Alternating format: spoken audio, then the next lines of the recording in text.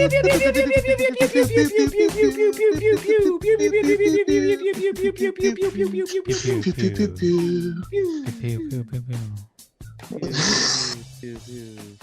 up, guys? What's happening? It is Past the Gravy, episode 419. Next week it's 420. We have 420, guys. Next week. What's up, guys? Happy Gravy Day. It's Alex, Pat, and Robert. Maybe we do have to think of something for 420 Day. We should make Robert get stoned. You can throw rocks at me. I was gonna say we could stone Robert. No, I don't want to stone Robert. You'll just send me like rocks in the mail. just everybody. We'll give out your address, and that'll be the real punishment. Robert, stop listening. Alex, we gotta send him a pet rock in the mail. Let's do that. He'll be so confused. All right, you can listen again, Robert. Okay. All right. I turned my headphones back on. Okay, good. I'm glad that you have that button to just turn them off. Yeah, let's get right into stuff. Does anybody have any ideas that they want to start off our Precome segment with today, where we just, they don't have to be great ideas, but we're just going to talk it out. Maybe we're going to find a diamond in the rough here. Sometimes that happens. Shit, I had something written down, and I think I accidentally ripped out the page in my pocket. Great. Yeah, I excel at preparing. I mean, it's just one of those things that I do. So Weezy's not happy. She's not impressed. Yeah, I lost it and it's gone forever because I didn't write it down on my phone. I actually use a handy dandy notebook right now, and it's not so handy dandy now because I keep it in my pocket and it gets all wrinkled and pages get ripped out. So here's my Precome question. Why am I so fucking bad at this after 3 years still? That is a great question. I brought in a couple of things, as always. No big deal. Yeah. I'll just carry it again. I'll clutch this. I was talking to Emma the other night, and I feel like eventually we're just gonna have like malls be a big thing again, because like we're gonna get like there's gonna be like a generational like gap to the point where somebody's like, what'd be cool is if we went shopping online, but like in person. And we just had a bunch of like, instead of going to websites, there were just a bunch of little individual, boxes that you could go in and buy stuff from the individual companies. And people are like, that's a great idea. Yeah, let's do that. And then like, they'll be like, oh, it's a super online center. And people will be like, oh, okay. And then like, we'll be old and we're like, that's already been a thing. Like, I feel like that's gonna like cycle back to where it's like, no, dude, it'd be tight to only shop in person, but it's like online shopping in person, and they'll just call it something else. And I think like wall phones are gonna come back too, and like landlines are like, what if we all just like shared a phone?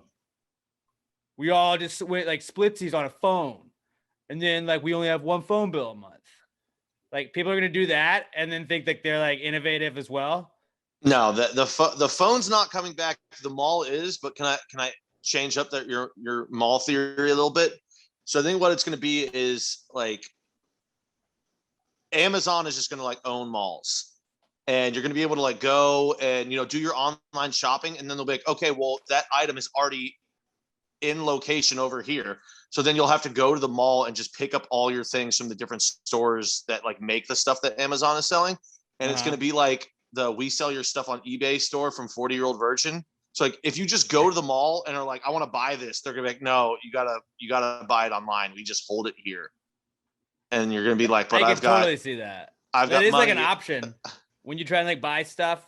Like sometimes like if I'm like looking at like giant stuff I want to buy online or whatever, it'll be like, oh, you could also pick it up in the stores. Like if I wanted a chore, buddy, I would have gone shopping.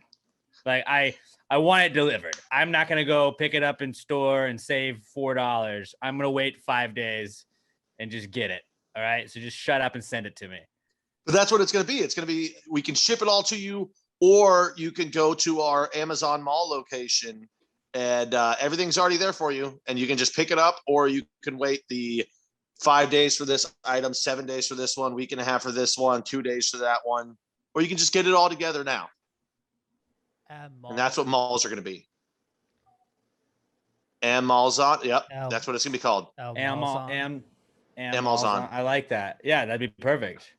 Yeah. That'd be perfect. But that's gonna happen for sure. And somebody's gonna think that they like invented this new thing, and we'll be like, no, dude. Oh yeah. Like 100%. that's already been a thing. Like, come on, man. I really feel like phones on like a cord are gonna be a thing. Like, dude, do you ever like lose your phone? Like, what if we just attach it to something so we never did? Oh, what if we just had it on this wall? Chain wallet for your phone. You just keep it on a chain. And you're gonna want a longer chain. Or it's gonna be like, those like zip ones that like people keep their like IDs on. Mm-hmm. You're just gonna attach that to your phone. I like though, like every now and then people will come up with stuff online. They're like, oh, OMG guys, did you guys see that on Disney, if you zoom in on the Little Mermaid, that there's a dick in the picture? And you're like, yeah, dude, that's not new. Like we've all known that. Bro, that's what memes were before the internet. Like before the internet, you just word of mouth memed things to people. What I'm saying is we're old and we're getting to the point to where we're recognizing that like the generation below us and even the one below that is like coming up with new things. And we're like, that's already been a thing I did. Fucking like, TikTok, man. Dude, this show Friends is nuts. Have y'all seen this? I heard about it on TikTok. It's like, what? No, like Friends was like the biggest sitcom going on. What are you talking about? You just found out about it?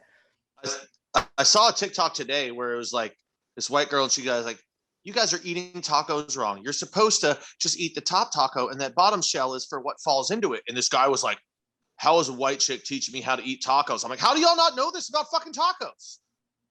This is what happens when 17-year-olds are allowed to say things on the internet. Dude, that blew my mind. Like, no, man, it's tacos. That is 100%. It's like 17-year-olds are just discovering things because they're kids and they haven't seen a lot of shit outside of their bubble. So it's like, wow. It's pandas can climb trees? I mean, it's not like I grew up in a household eating fucking tacos. We're Irish and French Canadian, but like, I've known that for a while. Maybe, I probably saw it on the internet at one point, and that's how I learned too. So I'm kind of being a fucking hypocrite here and just old man yelling at cloud. No, that's what I'm saying. We're just getting old. What I like to do. I don't have a reason to be upset about it, but it's just like, I just felt like that's going to happen again. And we're going to be like, no, guys, malls. They're called malls, and we've already been a thing. Also, I wanted to ask specifically, Pat, do national anthems count as country music?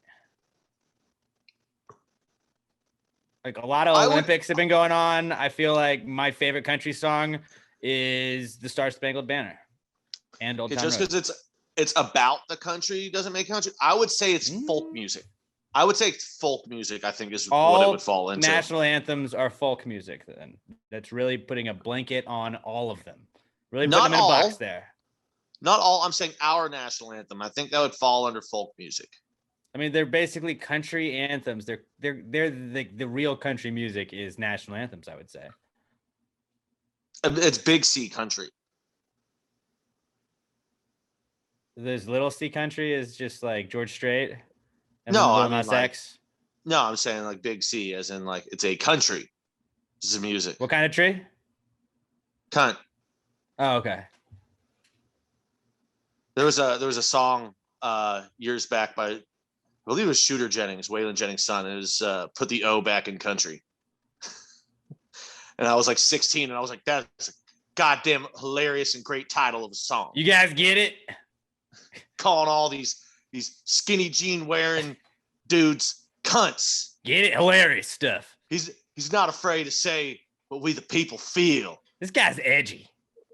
And yeah, he was right, and it's only gotten worse. The problem's only gotten worse. So look, thank God we have Lil Nas X to try and save the genre. Thank God. I feel like though, just watching all the whoever wins the gold or whatever when they play their anthem, I'm like, dude, this technically counts as like I went to a country concert if I sat in the stands, which I know nobody can, but like if you go to an Olympics and you're watching a bunch of national anthems, you went to a country show. Not really, because they don't put the words.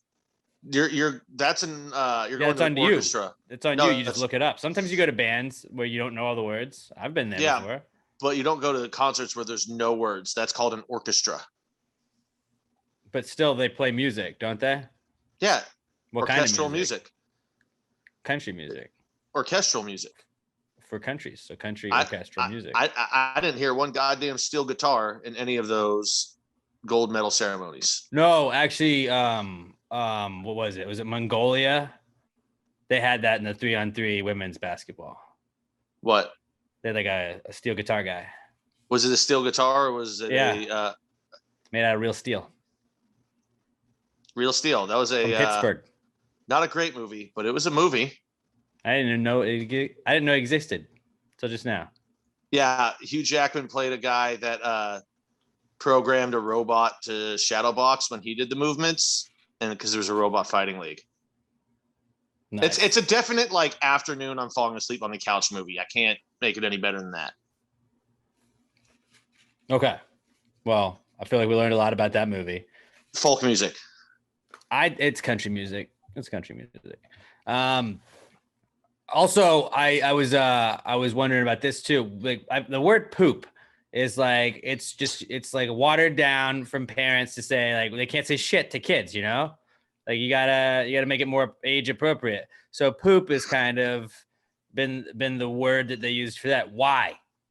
How do we settle on poop to be like this is what shit is? We're gonna call shit poop when we're talking. He called the kids. shit poop. Shit poop. Like what was the reasoning for that? I guess you could literally do this with any word, but just specifically poop. How did that get like why was that settled on?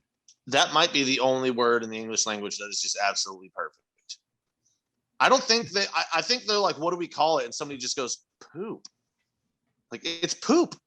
What else would you call it? There's nothing. The shit. Apparently it comes from like the root word poopin', which is the act of pooping. Yeah. Which is what we now call a fart. What? Middle English, the Middle English word was poopin'. And that's fart now. I have pooping on your pillow, and now you'll get pink eye. And then somebody was just pooping a little too much. I'll tell you how it changed. Yeah. And then that's how it turned into poop. There was too many sharts going on because people trusted their poopins too much. Their poopins. Wow, I learned a lot today. I think that's 100% what it has to be. Is people would try and fart, but it was old timey and they had bad diets and they were just constantly shitting their pants. And then it just started being called a poop because you just shorten pooping into poop because that's how words go. And then eventually it became synonymous with the act of shitting because they're pooping in their pants and they're taking a poop. Yeah, that's the simplest explanation there is, I guess, but it makes sense. I can't think of any other reason that it would be called that. And it's just it got mixed up between like Europe and America. They call a fanny the trunk of a car, right? And I think it's boot. Do they? They call it boot. Yeah, something like that. I'm trying to think from American Pie 3. I want to say where he has the maid and Jim's dad mix up. Classic scene. If you've seen American Pie 3 and you really went through all of the American Pies like I did when I was a kid. What else did I have? This was a good one. What would happen if Kirby sucked his own dick? Kirby doesn't have a dick. But okay. Picture Kirby with a dick. Respect the exercise. What would happen if Kirby sucked his own dick? What would he do? He'd turn white. Okay. I mean, he kind of morphs and changes into whatever whatever he sucks. And if he sucks his own dick, he's going to absorb something white. Would he just turn into a dick? No, you know what he would turn into? Basically, it'd be Muck from Pokemon. He would just be this slimy orb. He would look like a giant ball of cum that was just dripping everywhere. I mean, wouldn't he take the form of whatever? Would it be a dick, or would he just be himself? If he sucks his own dick off, yes. But I'm assuming that his dick is going to stay attached to his body, but the cum is going to shoot into his mouth. Yeah, I mean, I guess. Robert, what do you think happens? I Well, want to know what you think on this. He doesn't take the form of things. Like he still looks like himself, just with like elements. So I guess I would be with Pat. Like he turns white. I guess. He Yeah. turns into like the ghost from Mario. Yeah, like he doesn't exactly take the form, but like, when he in Smash Brothers, if you suck up Mario, bam, all of a sudden he's wearing Mario's costume and shit like that. Yeah. So I don't know what powers Come have, but maybe he gains the power to just stick to everything and impregnates everyone within 20 feet of him. Some might say that's the most powerful power. That's true. With great power comes great responsibility. I don't know if Kirby can live up to it. Would he get that same power if he ate a rabbit?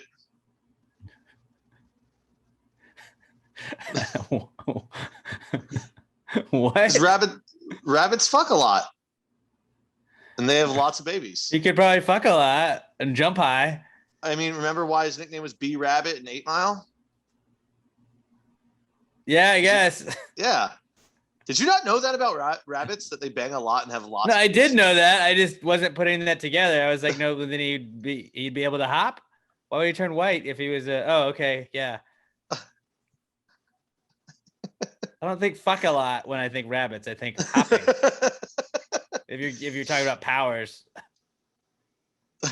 I mean, they called him Thumper for a reason in Bambi, if you know what I'm saying. That's a good point. It's a very good point. Speaking of 8 Mile and Eminem, like, would he have just been like a crazy poet we talk about if he was like living in Shakespearean times? Like, would we just have heard like this guy with like really like, appropriate diss tracks, but like not appropriate for the time? No, he would have been Shakespeare. But what about Shakespeare? Shakespeare would have been Shakespeare. Well, he would have been bigger than Shakespeare. So what we look at? Really? Because think about Shakespeare invented like 8 curse words. How many albums did Shakespeare sell? You think Eminem would not have done? I mean, Shakespeare sold a lot of albums, sonnets, plays, rap albums. None that I know of. They weren't around then. How many sonnets has Eminem sold? Not a lot. There you go. Although each poem is actually a song, if you think about it. So maybe a lot. Yeah, but it's not a sonnet. He comes up with he freestyle sonnets sometimes. Do you know what a sonnet is? Because I don't. I don't think so. I think it's a poem. It's something like that. It's under the umbrella of poetry, but we did sound intelligent talking about the sonnets. No, I'm pretty sure everyone saw through our bullshit. No, but like if your girl's like, this podcast you listen to is stupid, just like be like, no, babe, they're talking about sonnets. We're learning, all right? They love poetry. Babe, let me read you this sonnet, but like, I want you to suck me while we're doing it. So it'll be like our thing. It'll be our sonnet. I'm pretty sure a sonnet is like that blue hedgehog that runs really fast. Sure, that's the sonnet. Sonnet. Oh yeah. It just had a movie. That's right. Type of hedgehog. Mm-hmm. And what the fuck was Shakespeare doing with them? That makes me. I'm a little sus of him, I think he thought they were rabbits. Are we gonna cancel Billy Shakes? I think we cancel Billy Shakes. Replace him with Eminem. I just want to call him Billy Shakes now. You never heard that? I probably, but I was probably drunk. Billy Shakes sounds like indie country singer. Yeah, you should try it, and that could be your name. Yeah, but I can't sing, write, or play music. That's actually that might be a problem going forward. Yeah, those 3 are kind of big in the country scene. Yeah, that's all I really got for this week's Precome segment. Robert, what about you? I've actually been super busy. Moving to a new place this weekend. So you and Sam moving in together? Uh-oh. So I've been super busy setting all that up, utilities. And then for some reason we decided to move like the hottest weekend. Mm-hmm. Not smart on our part, but it's either like hot or rain. So yes. Welcome to Houston. Pick which one of these shitty options you'd like. Yep. That's all I got. Has Sam made you throw out all your stuff, right? That's what chicks do. I do have more things than her actually, because I have all of this like equipment and stuff, and all she has is like her plants. She lives in like one bedroom. All of her stuff is in one Okay. bedroom. Do you have like a room for the plants? She's just gonna put them all over the house, the apartment. Do you have a little podcast studio you're gonna have? Yeah, we have a second bedroom. I'm gonna put some stuff in there. Nice. That's pretty sweet. Well, congrats on the move, bro. Thanks. Congrats on the move, man. Yeah, I'm busy. I have a truck. I do have a truck. I actually will be busy. I work all weekend, so. He doesn't at all. I see him on Xbox all the time. I fucking wish I was. Well, that was a solid little Precome segment. Why don't we get right into the comeback kid, which is what the Precome part is all about. The comeback kid segment is brought to you by Alamo Remedy CBD. If you go and use our promo code PTG at checkout, you're going to get 10% off of your order at alamoremedy.com. Give them a follow on Twitter and Instagram at Alamo Remedy and at Alamo Remedy CBD. They got the tincture oils. They have their new CBD lip balms. My personal favorites have to be the lotion and the CBD gummies, though.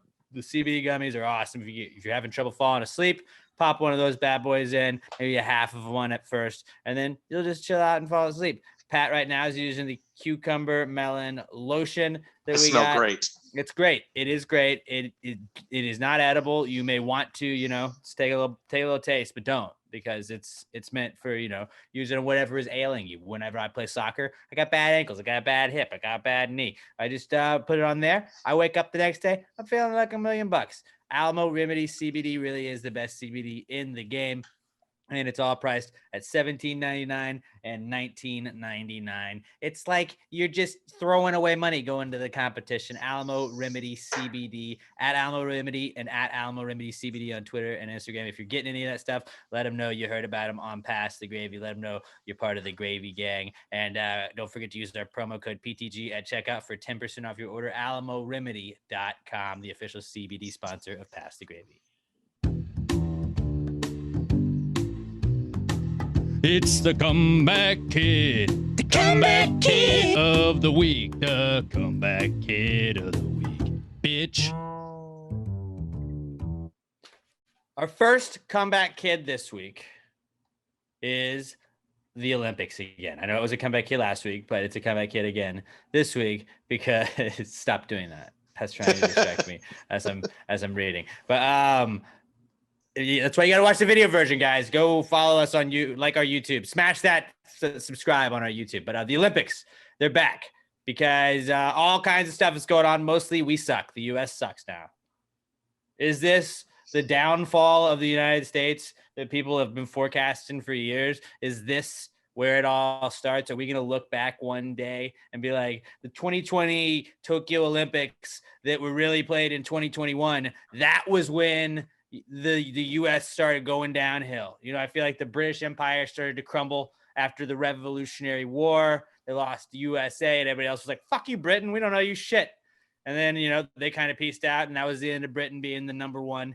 Is America, is this it? Like, are we watching a sinking ship right now, guys? I don't understand. I don't know. Because why are the women's soccer team losing? Katie Ledecky, our queen besides Simone Biles. It was Simone Biles and Katie Ledecky. Katie Ledecky hasn't won every race. And it's like, yes, I understand they're not expected to win all of them, but I'd like it. Okay. I'm not shitting on Katie Ledecky. She's maybe my favorite Olympian this time. Yeah, Phelps was able to do that. Katie's the best. But yeah, dude, hey, we're still in first. In totals, but I want that gold, bro. We're gonna get gold. Don't worry. Men's basketball is going to figure it out. That's another one for us. Yeah, men's basketball is really sucking. Again, women's soccer. I don't know. Was it LeBron James? Oh, it was LeBron James. LeBeijing James. Yeah, that was it. Cut out the first part and make it seem like that was just what we introed him as. But he picked the Toon Squad over Team USA, and obviously he wants his country to fail because that's what's happening right now. And just it feels like we should be murdering the Olympics. We should be crushing it, and we're not. And I'm upset. Actually, I'm watching a lot. It's half his fault and half Popovich's fault. Because I don't care that all these guys are used to playing ISO ball. And that's not the style that works in the Olympics. Fucking coach better. Like, Jesus Christ, you've got a team full of NBA players and every other team has like 3. I guess he must never have seen the movie Miracle where Herb Brooks had to coach him up. Sometimes you got to put the team on your back and you got to be Herb Brooks, all right? Maybe drop a fucking play, Popovich. Or Jesus. Glory Road. You got to be UTEP. Every highlight I see is just us jacking up threes, getting like 4 rebounds in a row because they're just better than everyone else they're playing, and just breaking 4 threes in a row, and the other team going on an 11-2 run. You got to find your Jimmy Chitwood. Like, yeah, you definitely need Jimmy Chitwood. You got to find your Jimmy Chitwood, all right? Probably fucking watch Hoosiers, guys. You can't go out because of all the COVID restrictions at the Olympic Village. Make him watch all the fucking movies about teams overcoming adversity and winning, all right? Yeah, your star player left you, okay? And said, fuck my country, I don't care. That's what LeBron said. But like, you got Kevin Durant and you're better, all right? Y'all are like the highest paid Olympic team. Pat Connaughton, that's what we need. Yeah. We need a heart guy. We need a hustle guy. Actually, you know who should be there? Blake Griffin. Maybe. He's a hustle guy. I don't know if we have any hustle guys on this team. We got Drew Holiday. Chris Birdman Anderson needs to be over there. A guy that's not scared to get gritty. That's what I want. Drew Holiday might be our only heart guy. Well, Chris Middleton, big Chris Middleton podcast here. Well, he'll have probably 2 games where he drops 40, but I don't know if he's a big heart guy. He's a big heart guy. Is he diving for balls? Oh, I'm sure he is. I mean, I have not watched any for diving for balls. Of them. I have not watched any of the games. No, that's a lie. There was the Iran game was on for a little bit when I was eating lunch, but I didn't really pay attention. So that's been on. But I have been watching a shit ton of Olympics. I have it on, like, we'll always keep it on one of the TVs at work, but nobody really pays attention to it. I bet on the Olympics the first time ever. Not a surprise, but it didn't go well. So I'm taking a break. Got a hot tip that this Romanian 16-year-old was going to be placing in one of the swimming races, and I was just like, all right, fuck it. Like, I think his name was like David Popovici. I thought he was Italian when I placed the bet, but then I realized he was Romanian. But like, got like 5th. Really fucking pissed me off. But he's 16, so at 20 he should be back. And now Popovici from Romania. That's who to bet on in the next Olympics. I don't know. Popovich don't have a great track record so far in the Olympics. Maybe that was what it was too. That could have been it as well. I don't know, but I'm not worried. America's still going to win. We're going to win because that's all the Aussies are fucking us up in the pool, dude. The Russians are fucking us up on the gymnastics floor. I don't know, dude. This is the end of is America not as great of a nation as it once was? I don't recognize any of Russia's medals. If you're not actually representing a country, your medal doesn't count. They're representing themselves because their country's not allowed to compete because they're all juiced up, dirty cheaters. Well, I thought it was like an Olympic athlete is what they were under the last ones. Yeah. Now it's like they get to be Russian Olympic Committee. Like, that's not fair. They can't say Russia in the word. Like, Russia can't be part of it if Russia's banned. Well, last time what they were, I think, was Olympic athletes from Russia. That sounds better. Like they were OAR or something like that. Which it's the same thing. They just named it something different. Russian Olympic Committee sounds cooler than Olympic athlete from Russia. Make them have to wear that shame. Or don't cheat. Because it's like, I know who wins. Like, the Russian Olympic Committee. Oh, who could that be? No, that's what I'm saying, though. But it's no medals for Russia. So they don't actually count. But they get to keep the medals. They do. But they don't count. Not in my eyes. And really, it's what I believe is what matters. That's true. Wheezy is also saying she does not agree with the Russians being able to compete this year. Wheezy, knock it off. Wheezy I know. She gets really fired up about the Olympics. She's big time anti-Russia. That's what I respect about her. Big Olympic dog too. Loves the Olympics. It's her favorite. But yeah, dude. Then are we gonna talk about Simone Biles because Simone Biles has been a pretty hot subject. Our queen. She was our queen going into the Olympics. Would you say Like, still is our queen. But she's getting some shit for she withdrew from the team competition, and then today she said she's not doing the individual competitions. I'm pretty sure that means she's not doing anything else the rest of the Olympics. Yep. But whatever, she's earned that right.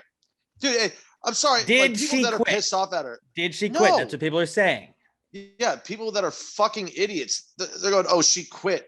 I'm sorry. If you're fucked up in the head and you can't focus, you probably shouldn't be vaulting off of a board, spinning 8 times in midair, and potentially landing on your fucking neck. I do like that argument. That's a great argument. I mean, she against doing that. Yes. She is 4 foot, like 9, 108 pounds. Like, the amount of G forces her body is spinning with, she could literally die if she fucks up and lands wrong. Yeah. So no, if her head is fucked up, if she's having mental health problems, she shouldn't be out there. She's literally a danger to herself. Right. And actually, she should probably still win just because it's recognized that she is leaps and bounds better than everybody else in the fucking world. So they really should just be competing for silver anyway. I agree on both points. I think the timing is just unfortunate. It's like, that's really what, like, if she had done this before the Olympics, I don't think people were like, oh, she's quitting. I think it's like the fact that she was in the middle of an event. Like, I'm not saying she wasn't in the right to do it. I'm not saying she's not allowed to do it. I'm not saying I think she's wrong for doing it. I think it's just, it's like, you know, it's going to raise like questions when you do it in the middle of an event and right in the middle of the Olympics, because if you weren't in the right headspace to do it, then you could have let somebody else take your spot on that team. I mean, but really, if you didn't recognize it until you get to Tokyo, then that's a whole different story. And that's probably what happened here. That's what it seems like happened. It's just like people look at like a headline and then they run with it. Yeah. And from what I've seen online, the person who's basically like pushing this is Clay Travis. So we all know he's a fucking asshole. Like, I don't disagree with him on everything, but I disagree with him on most things because he's a fucking douchebag. And it made me do something I never thought I would. And I'm actually agreeing with Darren Ravel on something. So this is just creating new standards all over the place. I refuse to agree with Darren Ravel on anything. So I would. I mean, he has the same exact stance of me. So I guess we can say that we're in agreement. But yeah, it's just, I mean, if you think she quit on us, like, you're a fucking idiot and you don't understand shit. That really is what it is. I am also like, I think that it's weird because it's like, I don't think people are really like villainizing like mental health in a lot of ways. I think people are like, well, just like, why did she just like people just don't understand it. And so then when they speak out, it's like you get attacked, when people get attacked for being like anti-mental health. It's like, I don't think that's 100% of what people are doing. I think people just think it's weird that it's like you were at the event and you stopped doing it. And then like everybody's like, well, if I just went home from my job, then I'd get fired. And it's like, well, she like literally just like just withdrew from it. So yeah, she's not going to like reap the benefits of the team winning or anything. Like, she's not doing that. It's not like they're going to just give her a medal. Like that's what she's with, like, she's taken away like the ability to do any of that stuff. And it's like, yeah, dude, people just don't get it because we don't watch gymnastics. We won't watch gymnastics except for every 4 years. Most of us, at least. I would assume that the majority of people listening to this podcast probably don't watch gymnastics that often. And it's like, then you watch it in the Olympics and you have to pretend like you're an expert on it. And that's what we're seeing here. I mean, I think you nailed it though when you said people just don't understand the mental health side of it. Because a lot of people have never dealt with any. It is 100%. They just still don't a very understand new it. thing we're trying to figure out.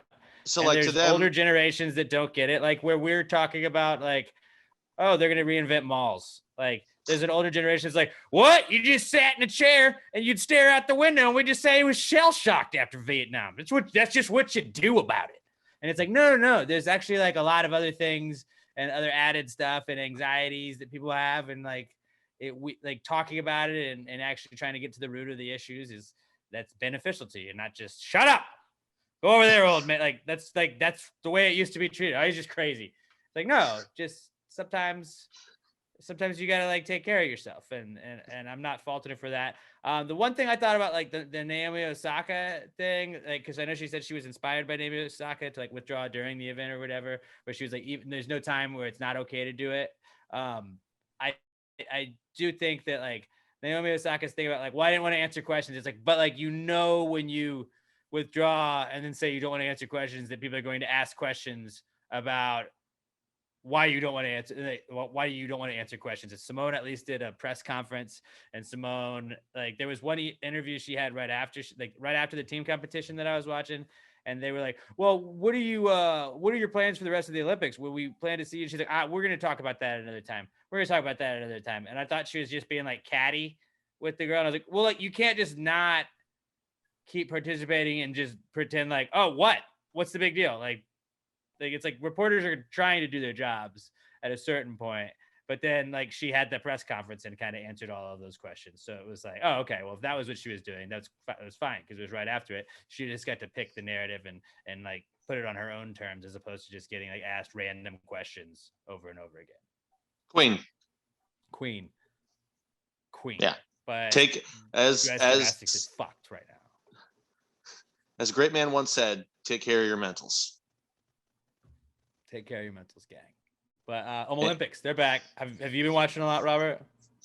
Not 1 second. Not 1 second. What the fuck? Do you care about your country, dude? I would say most people do not care about the Olympics. Well, maybe that's the problem we're at in this country. Not a lot of patriots left. There's a lot of pride in the United States of America. All right, buddy?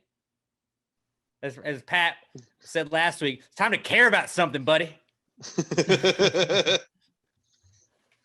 Let's care about the Olympics. I'm too busy trying to figure out this trade deadline. Everything. There's a lot of action happening this year. Yeah, figure out what? This trade deadline. Oh, trade deadline. Yeah. Trade. I agree, Robert. This hockey, like this jump off that we've had in the last 2 weeks of hockey is fucking amazing. The undrafted free agents that were flying around yesterday. Fleury to Chicago? That's crazy. Bruins have made like 4 moves. NBA draft tomorrow. Oh, yeah? Who cares about that? The Rockets are going to get Green, I think is his name. They're trying to move up to number 1, try and get Cunningham. Deshaun Watson at training camp. Yeah, all kinds of Houston stuff. Crazy week. Wild. But still, like, watch the fucking Olympics, weird, wild stuff. It's America. All right? Don't contribute to the downfall of this great nation of ours. Robert, by not supporting the country and watching the Olympics. Do you support the troops? Then support the Olympics, because they're like the troops for sports. Okay. They're the troop equivalent of sport. The sports equivalent of troops. Just have it on in the background. Every once in a while, when one of those weird sports comes on, you look over and something amazing happens. That's all anyone actually does with the Olympics. Like, only 5% of people truly watch it. Everyone else just kind of has it on to have it on, because it's the Olympics. What if I watch someone stream the Olympics video game? Is that a game? Does that count? It is a game. As long as they're playing as America and winning. Mm-hmm. Okay. I'll do that. Yeah. All right. If you think about it, America is really just like... Make sure to stream you watching the stream. Okay. Stream you watching the stream, and then I'll stream us watching you watch the stream and our reaction. Yeah. And I'll go cross-eyed. Like that Bo Burnham song. Yeah, that'd be great. Reaction. Mm-hmm. Exactly. It'll be just like that.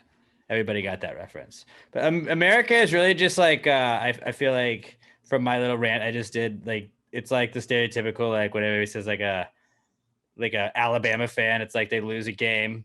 They're like, what the fuck? All we do is win here in Bama. And it's like, that's like what we're doing. That's what we're doing in America. It's like, we don't lose. What the fuck is this? And it's like, yeah, I'm fine being that guy. Okay. Yeah. So I'm sorry, Alabama fans. I get it. We've always been the best, and I don't like not being the best, even though we have the most medals. I want the most golds, all right? And I won't rest until we have the most golds. Hey, Trump promised us years ago we were going to win so much we'd get tired of winning, and maybe that's just where America is right now. We're so used to winning, we don't appreciate winning anymore. We got to get the win back. I appreciate it, buddy. I'll appreciate it. Next comeback kid this week. This won't be weird at all. Masks.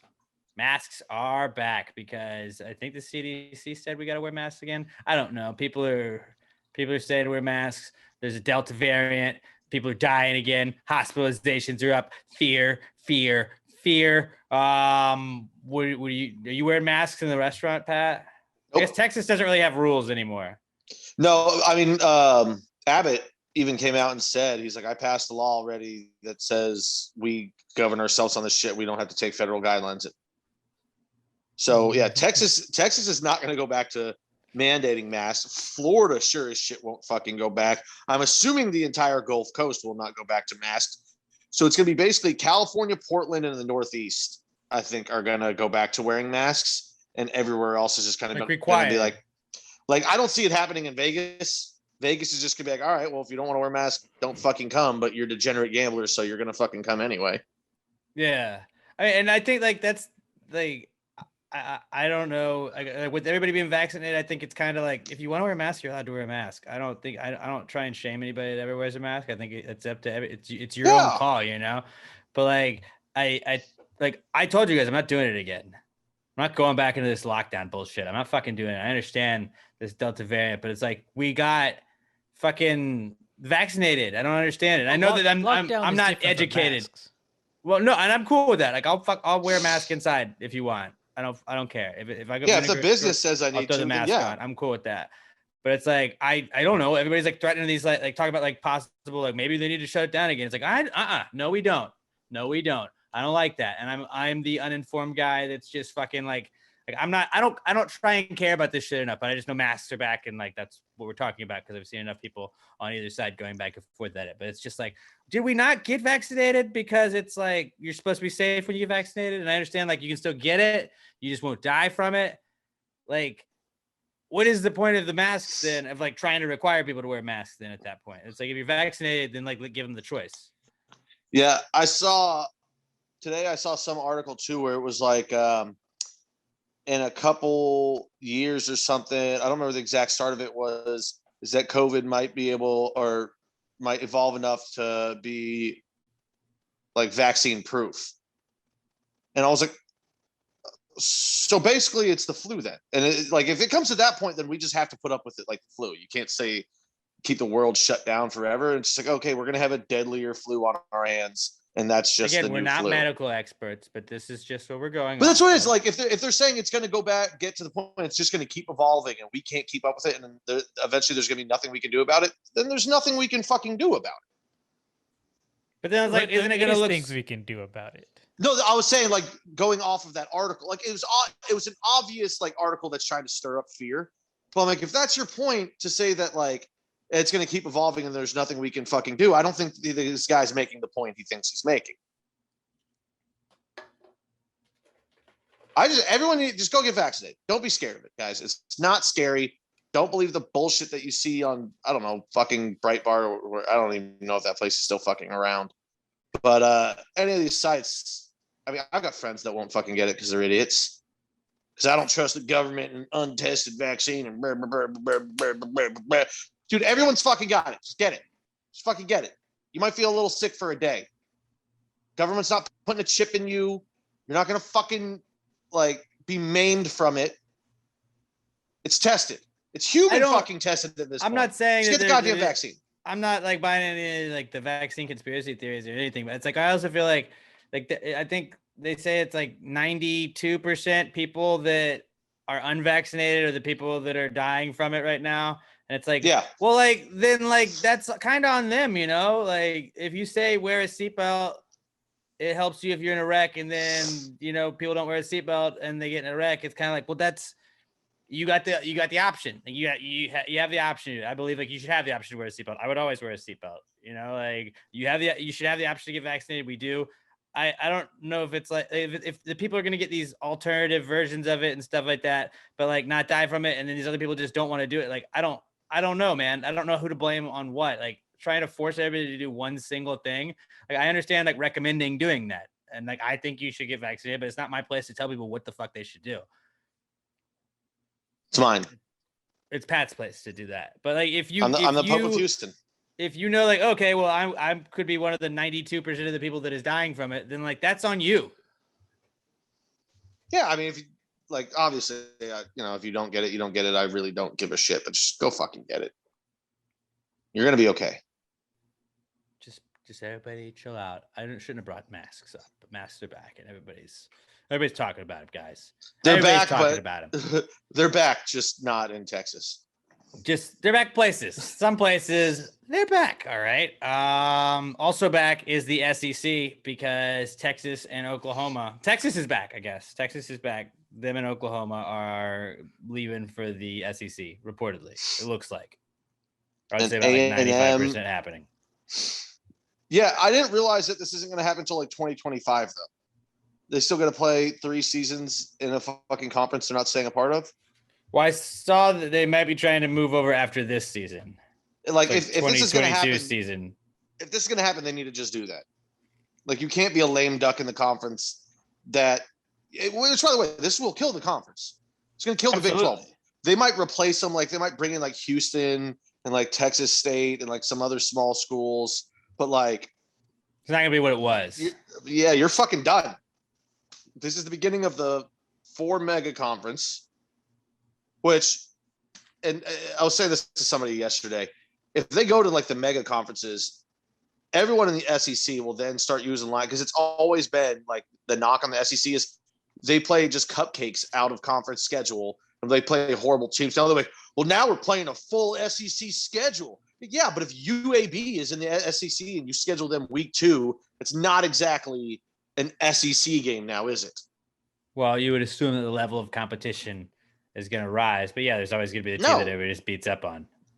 Yeah, I mean, no, but if you have to, there's always going to be UTs and A&Ms, guys. They're just going to have to be, you know, the team that's the big winner. You whip when you go in there, and it's like, cool, free win. We got to go to Austin, get a dub. We get to go to College Station, we get a dub. Whatever, and we're Alabama. We're going to go to the national title game again. That's the thing. LSU, we're going to go to the national title game again. That's how Texas getting in.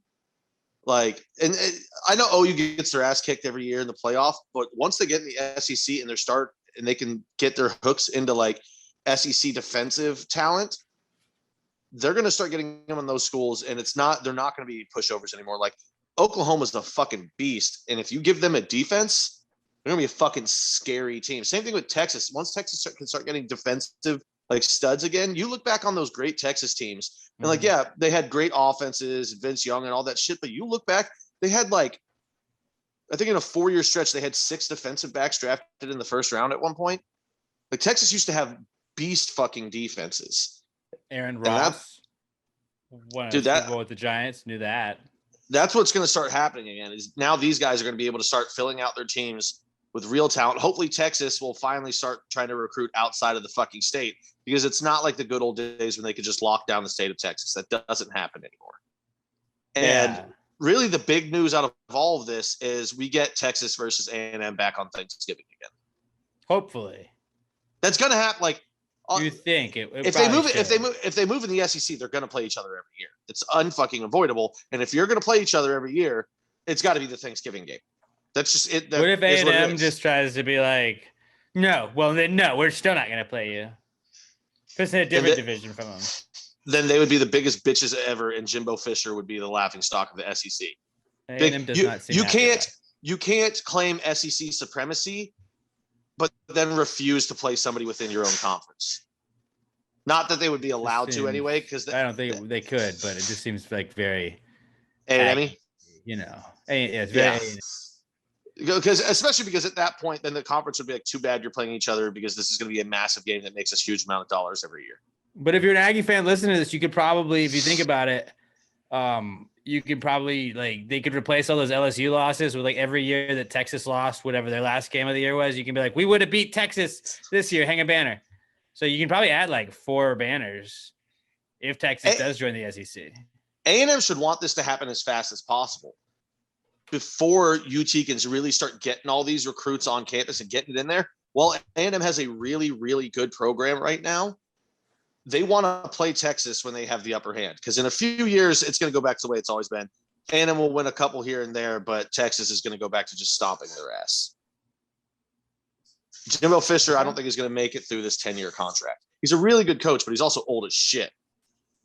And after 10 years is a long time, unless you're like one of the all-time greats, eventually everybody's voice goes stale in a locker room. But the 10-year contract thing is awesome because then you just get bought out like at year 4. It's like, well, here, we're going to just pay you for 6 more years. You're like, oh, tight. I'm going to go like hang on like a lake somewhere and just chill. Yeah, I feel like Notre Dame is still fucking paying Charlie Weiss. Yeah, right. Like that's the craziest thing. Like those wild college football coach contracts where it's like, yeah, they just bought out the last 7 years of his deal. Oh, okay, that's cool. Like, so he That just was gets dumb. that money though. But all right, get out. Yeah. So you don't want me to work, right? But you're gonna give me all the money. Okay. Stay away while we okay. keep paying you. Or even if it's like a percentage of the money, even if you only get like 3/4 of it, it's like, I don't like, yeah, sit and tell me to like not get yelled at and talk shit about by fans and just get paid a fuckload of money. Okay. And I'll go take a TV job. Yeah. And still just add on to that. So yeah, the SEC is back and Texas and OU are going to move on over to that here in the next year or maybe next few years. And super conferences is definitely going to be a thing. So it was like the Big 12 and Pac-10 would have like merged is what I saw potentially being like they would absorb each other, and then like San Diego State or some shit like that. Like there was all kinds of like weird like hypotheticals of what could happen. The Big 10 absorbing other ones. So I think would it be like the Big 10 and the ACC, or it would be ACC, SEC, Big 10, Pac-12 would be what it was. Probably. You know what I just realized that we're going to get back from this too? The A&M UT house divided car stickers. I feel like I used to see those all the time as a kid. I just noticed this. I don't feel like I've seen one in 8 years. And I'm pretty sure A&M left like 9 years ago or 7 or whatever it was. But I used to see those stickers on the back of cars all the time. I was like, my son goes to A&M. My daughter goes to UT, house divided. We're going to get those again because the rivalry's back. Yeah, see, Wheezy's jazzed up about it. Wheezy is ready. She's just ready for the rivalry. She doesn't take sides. She's just excited about, you know, the smell in the air of a rivalry, of a football game. God, I'm so ready for college football, man. We're so close. So close. Our other comeback kid this week we got is staying along the lines of football is training camps. Training camps are back. And with that is Aaron Rodgers because he showed up finally, I guess, after taking a nice long break. Aaron Rodgers showed up to Packers camp and then just kind of like tried to roast the Packers and show he's not a great teammate. Last ride, baby. And I see it differently. I don't think he was roasting the Packers and being a bad teammate because of it. He came out, they asked him how it went down, and he broke down that this wasn't a draft day thing. That's not when it all fell apart. He'd been talking to them for months, saying that, you know, the organization did not want to commit to him past 2021. They did not, like, he offered many times. He works out with a lot of players. His agents represent a lot of other players, that he could be a good tool for the organization to help recruit other players to come in. He can use his knowledge of what he knows about other guys. He kept offering to help the front office. They never did anything with any of the information he gave them. They did not want to commit to him for the future. He asked for, a little bit of say in player personnel roles, which is, it almost never happens. But when you've got one of the greatest quarterbacks of all time, yeah, maybe do it to keep him happy. Then when he finally says, we want out, they're like, oh, okay, we'll give you some money now. And he was like, no, fuck you. That's not what I want. I've been trying to tell you guys for a long time and trying to help this go. They've been extremely disrespectful to a lot of legends of the Packers as they left, lowballing them or not offering them contracts. And Aaron just went out and laid out all these points in in the press conference. Because like no other team though has ever done that. No, it happens. It happens, but like before. Yeah. And Aaron Rodgers is the LeBron James of the NFL. How many teams do that to their Hall of Fame quarterbacks though? I mean, the Packers do. No. Brett Favre.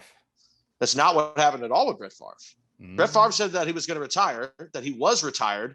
So they moved forward with Aaron Rodgers. He goes, I'm going to come back. And like, well, we've already set this plan in motion. So then they traded him like he asked. I don't know, dude. Basically, no. I mean, he's the LeBron of the NFL. He's not at all. It's just the Packers. He's a great player. The Packers front office is stupid as shit, is what it is. I hope they are good at picking players. I think they are. I liked a lot of our draft picks. But, man, they have fucked this situation bad. All they had to do was give Aaron some say, and extend his contract. That's all they had to fucking do. Couldn't do it. Well, they tried to. They tried to make it the highest paid quarterback in the league. Oh, no. After the fact. After he had already told them this isn't working out, I don't want to be here because you're not willing to commit to me for the future or take any of my advice, so I'm gone. Like, oh, okay, we'll give you an extension. No, that's not what he fucking asked for. He told him it's not about money. It's just, God, just complete incompetence from the front office being covered up by great players. But it's okay. Aaron's coming back for one last ride. We're going to be healthy. Bakhtiari's going to be back. Aaron's good buddy Cobb is coming home, so he's going to be happy. We're going to go in a Super Bowl. All right. Yeah. We'll see. 13-4. All I'm saying is Daniel Jones showed up and was not making a commotion about showing up or anything because, you know, he did the offseason workouts. He's a teammate.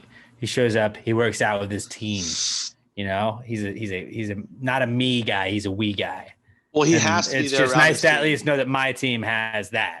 He doesn't want his teammates to forget his name. Oh, you don't forget that. It's also like they might forget it because there's so many awesome nicknames like Dan God and Danny Dimes to like. No, he's definitely a guy that if he's not around for like 3 DJ. months, you show back up. You tap one of your other buddies. You're like, is his name Josh? I can't fucking remember. No, you don't do that. It's Daniel Jones. You remember him. He's fastest quarterback in the league.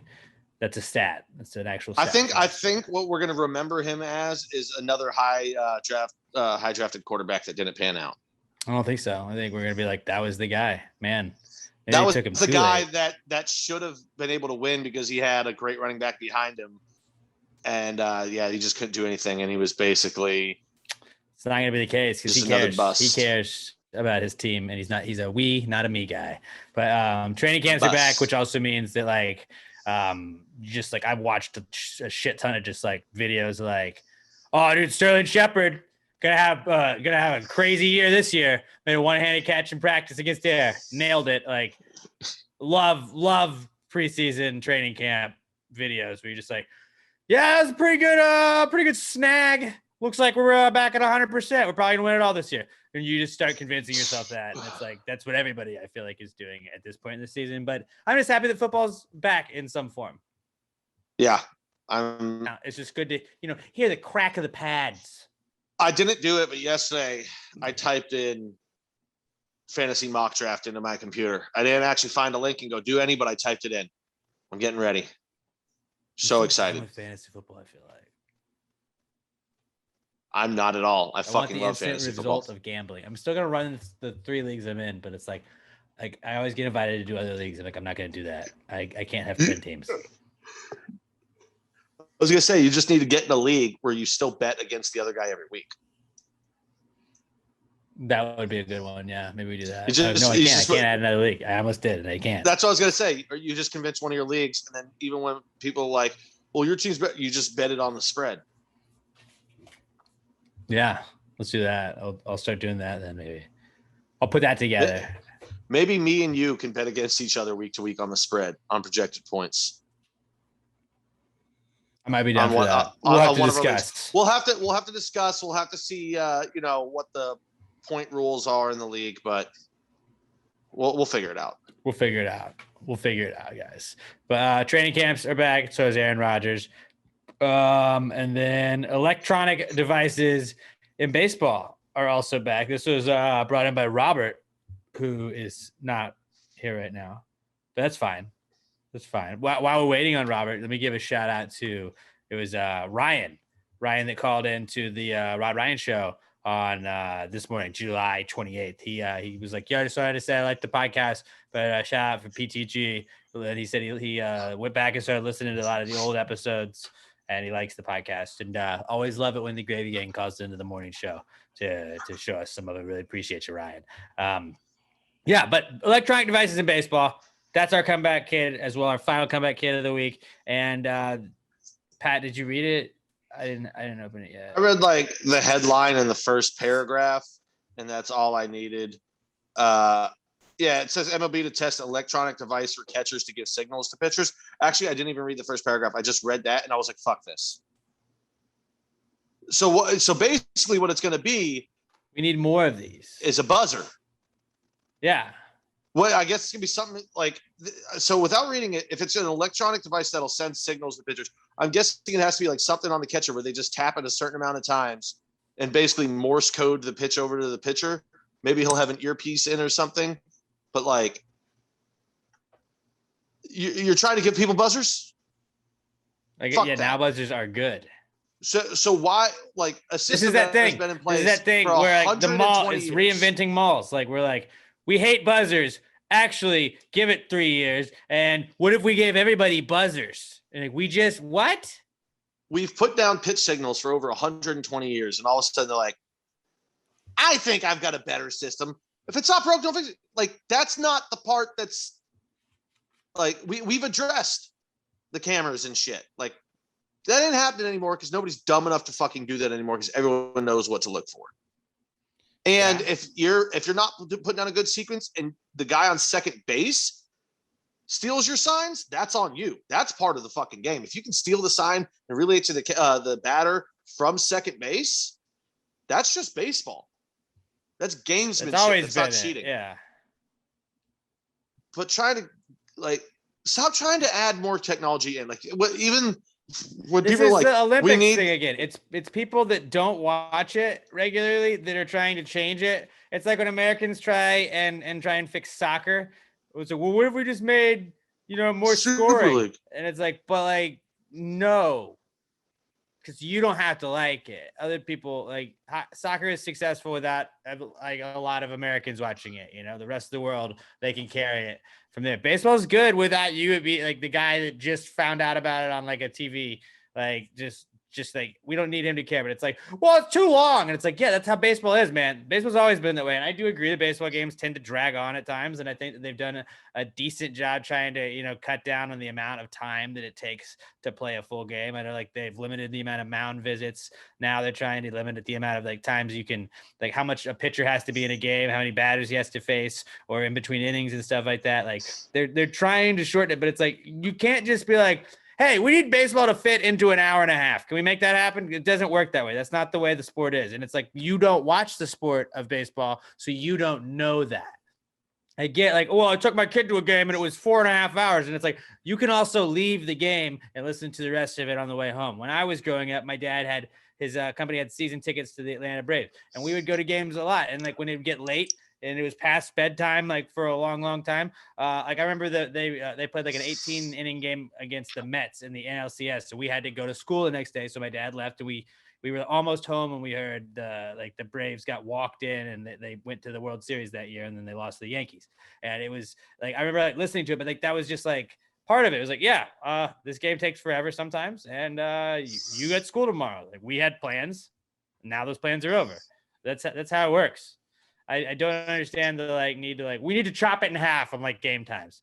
No, let them add the little things that they're slowly adding. I thought I was going to hate the runner on second base rule, and I really don't hate it as much as I thought I was going to hate it. Sometimes it does feel like it's like, yeah, this is nice. I do think maybe we should wait a couple more innings before we add the runner on second, but I don't mind it as much as I thought I would. But it's just, that's 100% us trying to lecture gymnastics on what gymnastics is. That's people trying to tell baseball how to fix baseball.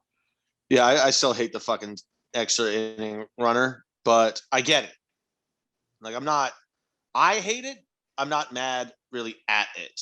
And it looks like they're going away with it starting next year. Let's go Astros. But like if they kept it, I would understand. Because sometimes I think add it after in the 12th inning. Yeah, 11th or 12th. You got to still give them at least an inning. But like, whatever. That's not even the point. But then, it's just trying to add all this unnecessary technology into the game. Like people go, oh, we need to go to an electronic strike zone. No umpire. I'm like, well, you know what? Electronics fucking break too. And human error is a part of the game. Like, and if you can hack it, then somebody's going to figure out how to hack it, and you're going to have a whole cheating scandal all over again in 15 years. And what happens when a strike calls and it catches just enough for the algorithm to say that's a strike? The umpire starts screaming at who? Who's the umpire going to fucking yell at? Like, that's part of the game. It's like passion. If it's a robot. There are little mistakes. And you know what? One of my favorite accounts to follow right now on Twitter is the Ump Show. where they just highlight umpires sucking at their fucking jobs and calling terrible strike. And that's, as much as I hate umpires for doing that, I love yelling at the umpire on TV. I love complaining that pitch was 2 inches outside. Then they throw one that's closer and it's not a strike the next fucking pitch, and getting pissed off at them. But like, that's the fucking game. Nobody's perfect. It's going to happen to both teams over the course of the season. Yeah. And usually the course of the game as well. It's just certain situations are magnified more than other situations. And when it happens against your team, you remember it more. It's like the Joe Buck theory, where it's like Joe Buck doesn't hate your team. Just sometimes he talks about the other team and you're like, oh, he does just talk about them. It's like everybody thinks that on every side. Every single person thinks that on every side. I know, watching Troy Aikman, whenever like the Giants are losing, I'm like, shut the fuck up, Troy. Like I get salty towards Troy Aikman, and it's like he's just doing his job. But like I'm mad because I'm in a bad mood, and like when that happens, you're just like, yeah, he hates my team. It's 100%. All right, Robert. Now we'll give you a chance to defend this horrible idea of giving signals to catchers and pitchers. So neither of you like it.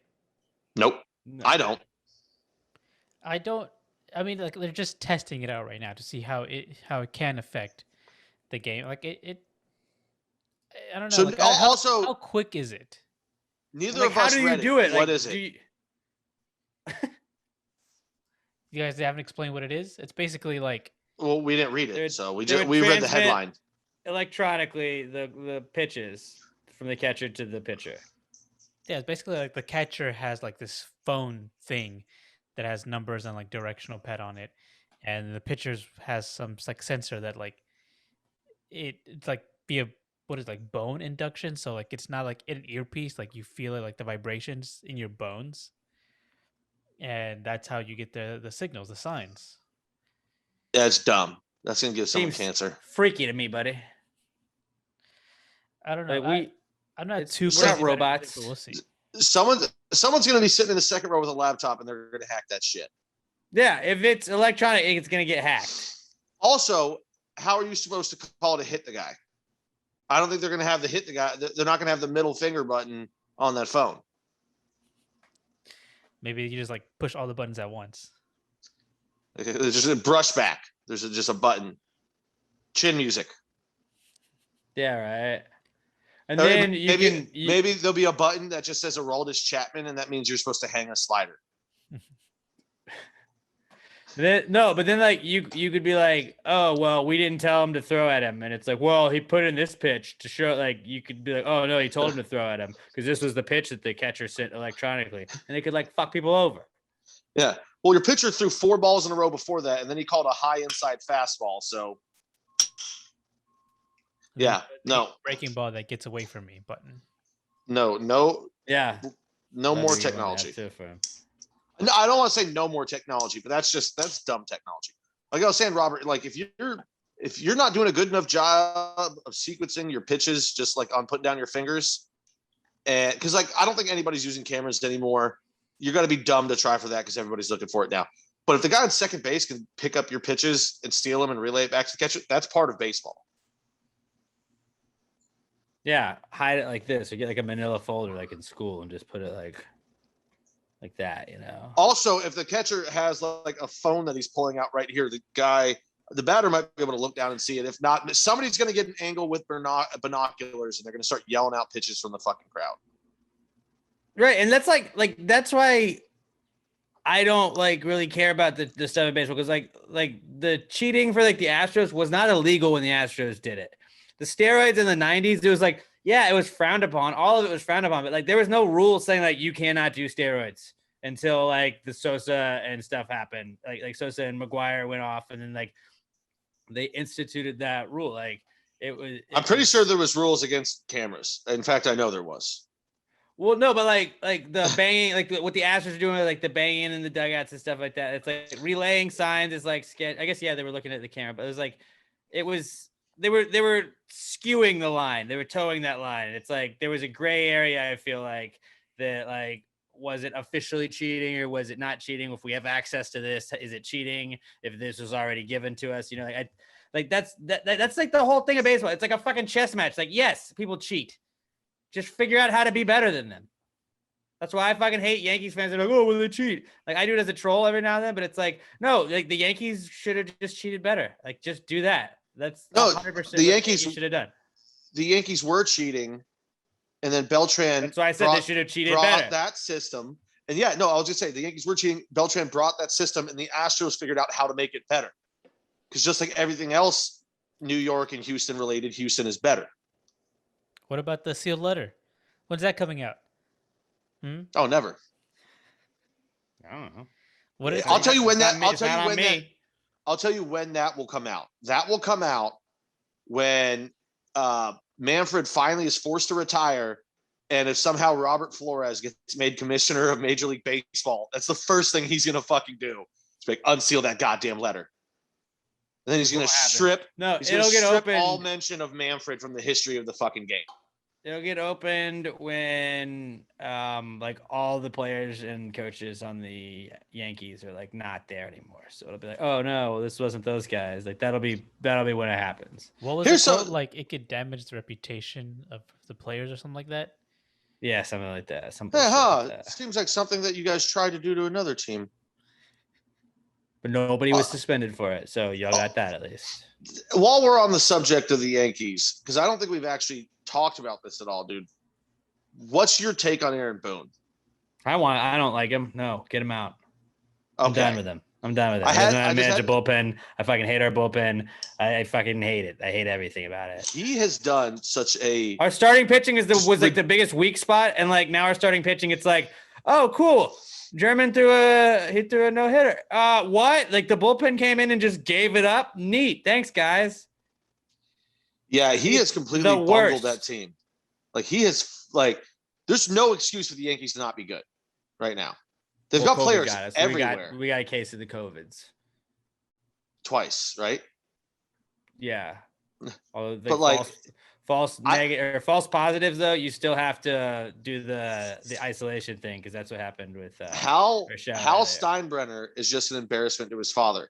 George would have fired Boone 30 games ago. Absolutely. Like Boone he's doing a bad job and he's not improving it anywhere. Now, like, granted, a big part of it has been too, like, Aroldis Chapman is fucking falling apart. That dude is 50-50 now. I'm done with him. He like 50% of the time he sucks. Which is awesome. I tell you, dude, I watch like every game, almost every single Yankee game, and it's like when they have a lead, I'm just like, well, like when, like, is it now? Like I'm literally just waiting for it. Like the second like our bullpen comes out, I'm like, Chad Green's got maybe one out, like one inning, maybe one batter. I don't know. Usually he like Lo Stiga is good for a little bit, but like he fucks it up too. And like they can't get a bullpen that has like nobody's ever on the same night. It's like, oh, okay, well we got a solid 3 outs from Chad Green. Oh fuck, we just all right. Next guy comes in. Just is the current team making the playoffs? Current team. I think they make the playoffs. I do think they make the playoffs. I think they're like a that wild card one-off game out. Probably fucking lose to that. They got to run in them. They still got to run. The Yankees are gonna get hot at a certain point, and like I think they'll win on they'll go like 15 out of 18 or some stretch like that. Like I totally see them doing that and getting back in the playoff race, and like I think they just barely make the playoffs, which is like maybe they need to miss it so then Boone fucking goes. Like that's my whole thing. George Steinbrenner would not have fucking stood for this at all. Aaron Boone would have been gone maybe last year. Aaron Boone would have been out. Right now, Yankees are still 2.5 games out of the wild card, which is not much. I mean, you can make that up. Yeah, but I'm telling you. The Yankees, they will go like 15 and 18, or 15 out of 18. They'll win at some point. They'll get on some streak, and then like they'll get into that wild card race. That'll be what they get. They won't win the division, and then they'll fucking bow out way too early for the Yankees, and then Boone should go, and so should Chapman. That's maybe we trade for like Rizzo and Kimbrel or some shit like that. Maybe the like ghost of George Steinbrenner goes to like wakes up Hal and does like a whole like what is the Tiny Tim Christmas story, or is it Christmas story? Christmas Carol? He does that and he's like, look, bitch, This is what it's going to be if you don't fucking go out and just get everybody. Fuck luxury tax. We're the goddamn Yankees. Fucking get Scherzer, get Kimbrel, get Rizzo, fucking get Bryant. I don't care. Just get everybody. Just fucking trade and bring in everybody. I don't fucking care. Be the Yankees again. That's what's going to happen is his ghost is going to wake up and be like, show him that this is what happens if you don't go get these guys. And it's like you lose the wild card play-in game. And then Hal's going to go get all these guys and you're just going to lose the wild card play-in game anyway. Like, I didn't tell you what was going to happen if you get it, but the one time Hal spent money was when was the last time that we won. That was when he was like, okay, fuck it. Teixeira, no. You're not going to go to Boston. Here's a blank check. Cool. Come on over. CC, here's a blank check. Come on over. Like, he brought the guys over. He brought Burnett over. He figured it out, and that was the Yankees team that won. Just like that's the Yankees. I understand they've developed a lot of guys, but it's like the Astros too, where like you spend all this time developing it so you can make the trades when you need to make the trades to bring in the guys you need. That's like you can't expect everybody that comes up to the minor league system to be on that team forever. And it's like they think that like we can't let these guys go. They're our minor league prospects. It's like that's because you need to win now. Like let's go. Like, unless you want to go full rebuild, which you can't really as the Yankees, you got to fucking trade some assets. Do it. Bring in the fucking arms. I mean, that's exactly how I felt, at least for the last month, about the Astros. You get to the bullpen, and I don't know about you, Robert, but for me, unless it was Presley or maybe Stanek, I haven't felt good about a single arm in the bullpen. Anytime we've gotten to the ball, the last 3 days have really exasperated it. Yeah. But thank God we went out and we've gotten some arms now. I feel a lot better having Graveman on the team because now we can, Graveman can be that bridge to Presley. Presley was rough last night, but it was also his fourth game in 5 days. Something like that, yeah. So when you only have three guys you can trust in the bullpen, they get overworked. We got him. We got 100%, yeah. I forgot what his name was in Miami. We're not necessarily done going after people. We haven't had to give up that much. We gave up Toro, but Diaz was already coming back up. Everybody wanted to get Toro, didn't they, at that point? No, I still like Toro. He wasn't playing great, but also he's our third option for that because I guess you could say second option. Bregman's down, so Diaz would be playing third. Diaz was down, so Toro's playing third. Usually Toro's our second utility guy option behind Diaz. But we just had a lot of injuries, so he's forced in. He wasn't playing great, but he was in a role that we wouldn't normally ask him to do. But now Diaz is back. Bregman's going to be back shortly. Josh James should be not far behind. Baez, I think, was supposed to be back, but I thought I heard he broke his finger last night in the game. I might have misheard that. I hope to God he didn't. We're starting to get healthy again. Second half of the season. Arms are going to be coming back. Josh James will be a big help. I feel good about the team. Where are we thinking Scherzer goes to? Yankees. I said, where are we hoping he goes to? He's going to the Yankees. I'm just going to say it until speak it into existence. I was looking at the teams earlier that were interested. I'm trying to find it now. I say he goes Giants. I was going to say I think Giants were Giants. That would be my first guess. Giants were just the gut for me. Mm-hmm. So I read it goes Giants, Padres, Red Sox, Rays, Blue Jays, Astros, Mets. Does he have a no trade that he would have to waive? Mm-hmm. So I don't see him going to the Mets. I don't see him. He's not waiving it for the Mets. Rays could be a possibility. They're a good team. I don't know and no state income tax. So that could be a wild card for him. I'm feeling, I don't know, maybe Astros are able to just make a thing. I don't know what we're going to be able to give up for him. And it's another big contract. My gut says Giants. And then behind the Giants, I'm going to say either Red Sox or Padres, just because Red Sox might go, hey, we'll trade for you and we're going to immediately give you a new contract and pay you more money because it's just a move the Red Sox should do. Padres, maybe he waives it for them just because he's like, dude, this is a sick fucking team and I want to be a part of it. He would be like having all those young players in San Diego that are so much fun and then having his just insane psycho energy on the mound would be such an amazing team to watch. Like he's screaming at fucking batters. Tatis is hitting 400-foot bombs and bat flipping over the stadium. Like, fuck. And Don Orsillo's calling the whole thing in the booth, and he's the greatest play-by-play guy I've ever heard in my fucking life. I love watching their highlights just to hear his voice. I do like, though, that, the Giants were like, hey, let's be that. Like they were that every other year team for a while. And then like they kind of faded away. And now they're like, we're back, fuckers. What's up? Like, I like that they just like showed, oh, you guys thought LA was going to run shit from now on? Well, watch this. And I like that they're kind of like anybody that can stick it to LA is always fun. But that's great when everybody's listening to this tomorrow too. But so yeah, Yuli hit a home run last night. Yesterday. La Piña. Afternoon. But yeah. Robert is for the electronic stuff in baseball.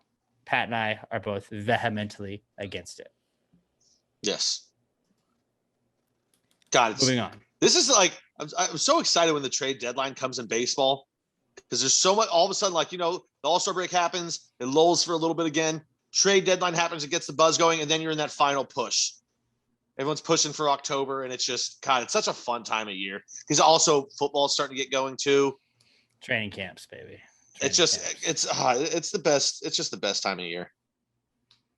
I feel like I'm like drowning myself in Giants right now, as opposed to the Yankees. So I'm like just assuming the Yankees are going to let me down anyways, which is terrible because then I'm going to expect so much more from the Giants come football season. And it's like that. Come on, buddy. You got to know West Ham. We're in Europa League. West Ham's going to be fine. That's why I'm so happy that Aaron's back too, because you guys saw I mentally prepared myself that he was fucking gone.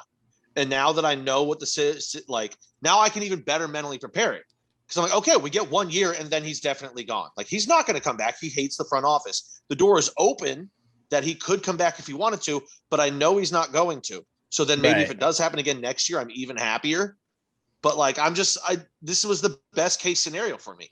I get a Michael Jordan 96 year. I get the last dance. Maybe. I get the last. No, but I'm saying I get the last dance. I know that this is the end. I know, so I can just enjoy it and love it. Yeah, just appreciate every little moment you got. Yeah. Yeah. All right, let's get to the What Would Jesus Do segment, guys. This is where you tell us, or you throw Jesus in a situation he'd find himself in today's times. They always have the WWJD bracelets, but they never told us what he would do. We thought should be more of like a fortune cookie scenario where it's WWJD. Here's a scenario. Boom. Here's what he would do. It never did that. Maybe it would have been more of an 8-ball, magic 8-ball kind of situation, but send us a situation Jesus would find himself in if he were here in 2021, and we will tell you how he would handle it. We will tell you what Jesus would do. This is our buddy Jingle Blake Wonder. He made us an intro for it. Jesus, what would Jesus do? Jesus, what would Jesus do? Put him in a situation in a matter of time. If you wrote this jingle, do you think he'd make it rhyme? So think about this crazy world in which we live today, and how would Jesus handle it in any given way? All right, this week's What Would Jesus Do comes to us from our buddy Brandon Whitehead at Brando Whitehead on Twitter. He says, if Jesus competed in the Summer Olympics, what event would he compete in?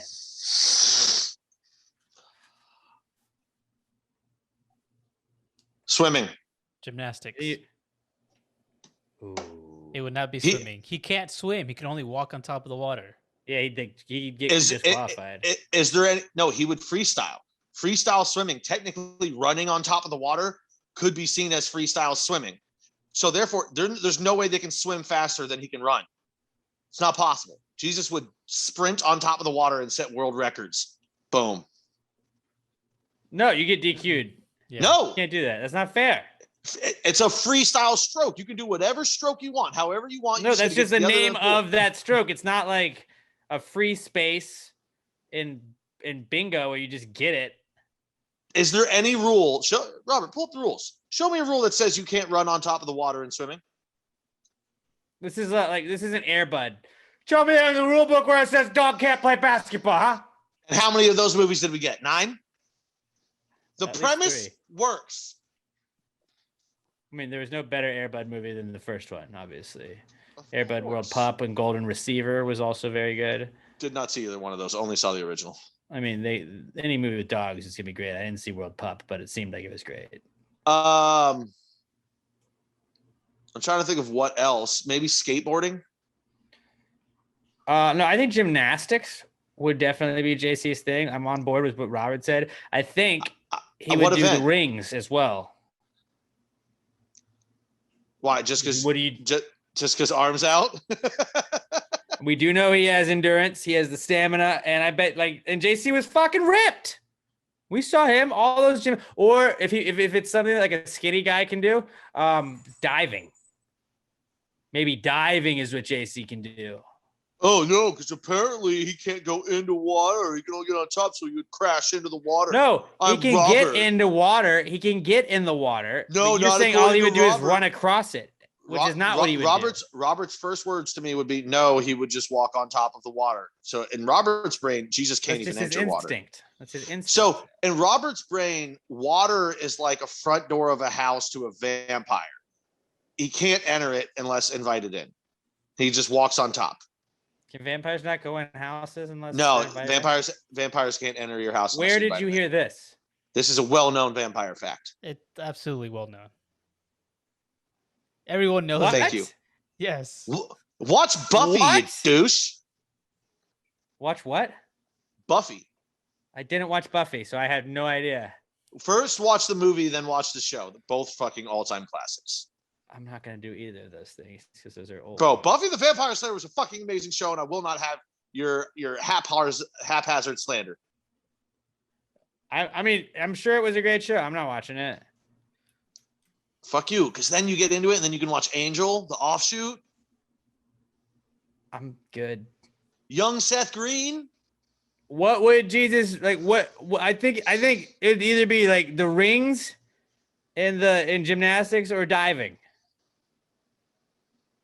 Is carpentry an event? No.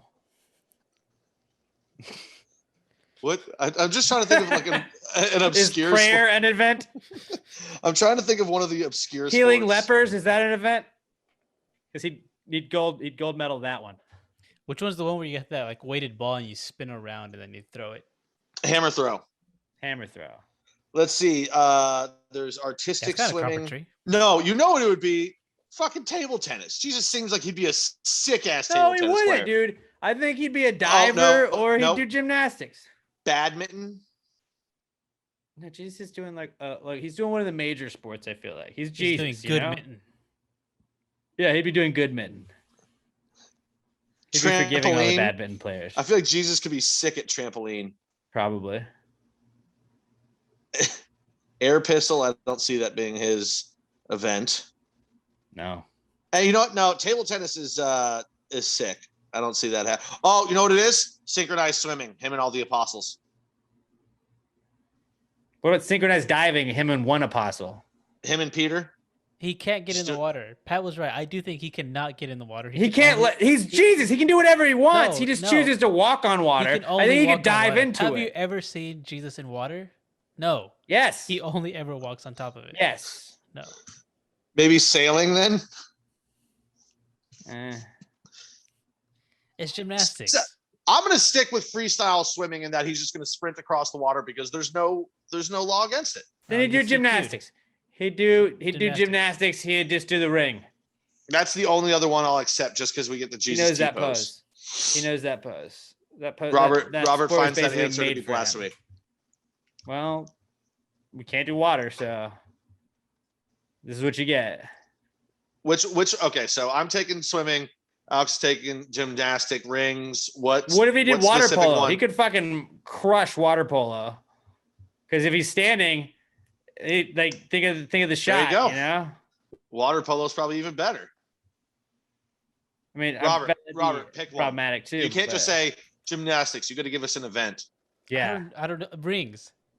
I don't know. Okay. Any of the events. I'm saying So rings. Alex's idea. He can't Great do any idea, water-based Alex. events. He can't be in the water because if he tries to get in the water, he turns it into wine. Everyone knows that. Even more of an advantage than the other team's No, going to because get fucked then up. it's not even. They don't train to swim in wine. Yeah. And then he's gonna be like, "How do you know it was me that did that?" Like, well, you're Jesus. He's like, and he's not like. You think I'd tell you if I did it? I would. I'm Jesus. He's not like King Midas for water. Not every time he touches it, it doesn't turn into wine. It's when he chooses to turn it into wine. You guys ever read that? You guys ever read that book when you're in like elementary school? The kid who only ate chocolate or something like that, and he wished that Everything he ate would be water. So like he would go to the water fountain. I mean, it would be chocolate, and it would like turn to chocolate, and everything he ate turned to chocolate, and he got sick of it. It was basically, like a King Midas story. That was a cool story, but that's not how it is with Jesus. He can still drink water. You think Jesus is just fucking hammered all the time because he's just pounding wine? Everything he touches is wine. Yeah, he's hammered all the time. Literally. That's another thing you should watch the video version for. Go subscribe to our YouTube channel, Pass the Great Pod, on YouTube. And Robert has some pretty great hand motions right there. Swimming. He's doing rings. Nope. He can't do water. Yeah, this kryptonite. Why do you think he chooses to go on top of it? Because if he goes in it, he knows it's going to turn into wine. Do you think Jesus is a gremlin? Don't let him eat at night. Jesus gets wet and he just turns into That's how Satan was made. God, maybe that's it. No, that's it. We figured it out. Turned into red wine. He got stain, and they thought he was Satan. And he grew horns. Oh God. I think we just figured out the Bible, guys. So Jesus is a Mogwai, and when he gets wet, Mogwai, he gets wet, he turns into a gremlin, which is Satan. If you have not watched the movie Gremlins, I apologize for you not getting any of that reference. But if you haven't watched Gremlins, that's on you. I mean, even if you haven't watched it, it's enough of better than Buffy. Watch it before Buffy. It's after Ted Lasso. I mean, yeah, I'd say watch before Buffy because Buffy's a whole series, and Gremlins you can just knock out in one. I started watching Ted Lasso. I'm 2 episodes in. Thoughts of season 1. I like it so far. I feel like you would. It'd be right. I think like anybody that doesn't just hate everything, so Pat might not like it. But I love TV, like TV and movies. No, but I'm saying, I think you would like it. But like I think like Robert would like it. It's very like lighthearted. It's funny. It's silly. It's like it doesn't take itself too serious. But then it also does get into serious moments, and you're like, oh, that's how they handled this. It's a good show. I'm glad you're watching it. Yeah, they had a 6 month trial for PS5 owners. So I'm like, oh, nice. Time to watch Ted Lasso. And you'll be able to burn through the whole season before it runs out. Yeah. That's the best. Like when you get like the week free trials of like, that's how it used to be. Now you have to like, it just subscribes to it after that trial's over. When you used to not have to like give all your credit card info, it would like let you watch Hulu for like however many minutes a day or whatever for free. And I remember like I'd watch like 2 episodes of The Office and that was it. But then they would like cut me off. So like I remember I could come back to my dorm and watch 2 episodes of The Office. And then like that was my max free Hulu time for the day. But like now it's like it just bills you automatically. But it's like I like when you get like, oh, I get like a free week of this. Can I make it through a whole season of this? Like, how many seasons is this show? Okay, I bet I could burn through three seasons in 1 week if I just come home every day after class and watch it. Like that's how I used to calculate so much shit. I know people do that with Game of Thrones too. They're like, can I watch 7 seasons in 1 week? I don't know. Let's find out. Hey, I mean, I watched all 8 Harry Potter movies in 3 days, 3 nights. That's pretty good. Yeah, it is pretty good. So those movies are long after a while. Very long. I think there's 8 of them. Yeah. 7 books, 8 movies. I was up till 5 a.m. one of those days. What house would you be in? See, you know what? That's what I noticed in the movies. Yeah. They don't go super into the houses themselves. Like I don't think Hufflepuff and Ravenclaw really get delved to that much in the movies. But like I think I'd be Slytherin because I don't think you're bad. I don't think you're bad enough.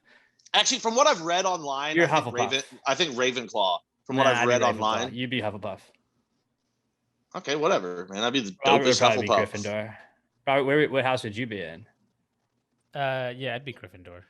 Robert would be Gryffindor because he's like a good guy. I think Slytherin might be Alex. Dude, I'd be Ravenclaw. What do you think I'd be in, Robert? Hufflepuff. Yeah, you're a Hufflepuff. Mm-hmm. I remember reading like Ravenclaw's like good and bad, you know? See, that's why I think I'd be Ravenclaw. No, you wouldn't be. You'd be Hufflepuff. You just look like a Hufflepuff. I'd be that weird Russian one. where they came in for the Tri-Wizard tournament. Victor Crumb's school. Mm-hmm. Yeah. We're people that didn't like. Let's just play a game where we go really into like these specific topics and just go down a rabbit hole, only talking about things that people that watched these things would get. We do have like a million inside jokes in the podcast anyways. So the Texas Wizarding School. I'd be a Sam Houston. I'd be a horny toad. I'd be a rattlesnake. Jackalope. Because that's a mythical Texas creature. A white-tailed deer. Oh, you know what I'd be? A chupacabra. I'd be a hopadillo. A hopadillo would totally be a house. All right, I think we can end that on that. Hopadillo, which is really like that's what Hufflepuff was, if we're being honest. Let's move on. Southern Star. So tell everybody about Southern Star, Pat. Tell everybody about Southern Star.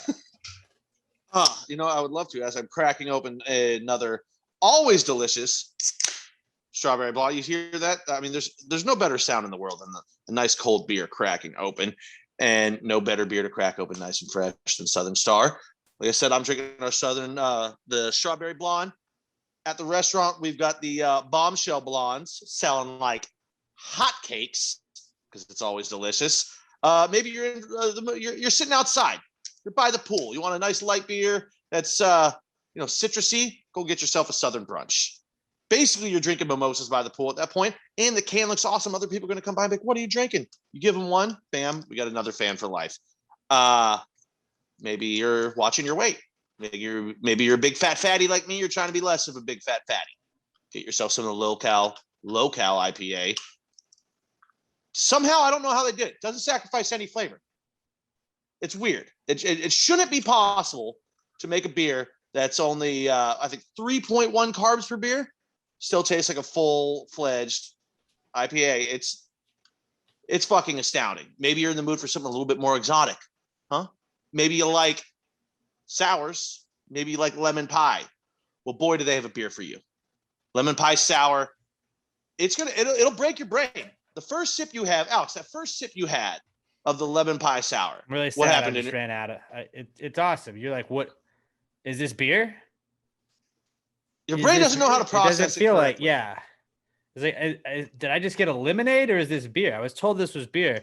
It is confusing, but it's amazing and it is refreshing. I am drinking some of the few remaining Darling Like a Marlin cans that we have left. Pretty sad to see those go. I'm like drinking them very slowly too, which doesn't really help because like I've already opened it, so I have to finish the beer anyways. But I'm just like, just take one less sip, just like a smaller sip of my Darling Like a Marlin because I don't want it to be gone. But like the new bombshell pills, that's really what they're pushing right now. It's awesome. Pilsners, they've been around for years, but you want a perfect Pilsner? That's a bombshell Pilsner. So go get those. Those are in stores. Now you can also go up to the brewery, 3525 North Fraser Street up in Conroe. Southern Star Brewing Company, guys, the best beer in the entire world. Our best friends in the beer business and the official beer sponsor of Pass the Grade Podcast. And if you need something to do this Friday, we got bagging and bragging cornhole tournament up at the brewery. I would get demolished. Registration's at 6. Cornhole. It starts at 7, $20 a team, pay out to the top 2 teams. And they've got D's cooking up there. I know Alex is a big fan of D's cooking. Number 2, I'm the crawfish rankings. Number 2. Yeah. 79 weeks, by the way. And then on Saturday, Mission Pro Wrestling up at the brewery. So, guys, I'm trying to make it up there. I'm going to try and make it up there. I wasn't able to make it up the Heat Wave. I do need to go see our Southern Star fam. It's been too long. I think it's been since Darling Like a Marlin that I've seen them. So I really need to go up there and hang out with those guys again. Yeah. Wrestling at the brewery was awesome last time. That was actually, I guess, the last time they probably had wrestling that I know. No, I think they've had it since then. Doesn't matter, but it's going to be awesome. Everything they do at Southern Star is awesome. Just go up there, 3525 North Fraser Street in Conroe. This, guys, is the Not Cool segment. Not cool, man. Dude, that's not cool. Not cool. Not cool. Dude, that's not cool. Not cool, man. Dude, that's not cool. Not cool. Not cool. Dude, that's not cool. Not cool. Not cool. At Buster Healer Mix, she says her not cool is someone continuing to say that I am dead to them, even though it is not my fault. That's me. She said, I buy their shirts, provide content, listen to the podcast, but really having my 4th dental procedure this summer today is my not cool. It's getting expensive. Yeah, dental procedures fucking suck, and just don't go to the dentist. That's another life hack. Just if you don't go to the dentist, you can't find out what's wrong, and boom, you're just gonna not have teeth at a certain point in your life. Yeah, just pull the tooth yourself. Dentures, they're gonna be a thing. You're already married. You've already trapped someone into loving you forever. So that's, you don't need teeth for them to still love you. Mm-hmm. Great point. I would like to address the beginning of this. Someone said that Ashley, to address that, she's obviously talking about me on the Rod Ryan show. I said she was dead to me because she never roots for me in any fucking games I play. But in her defense, my podcast, but you root for Tessa I won 8 straight games.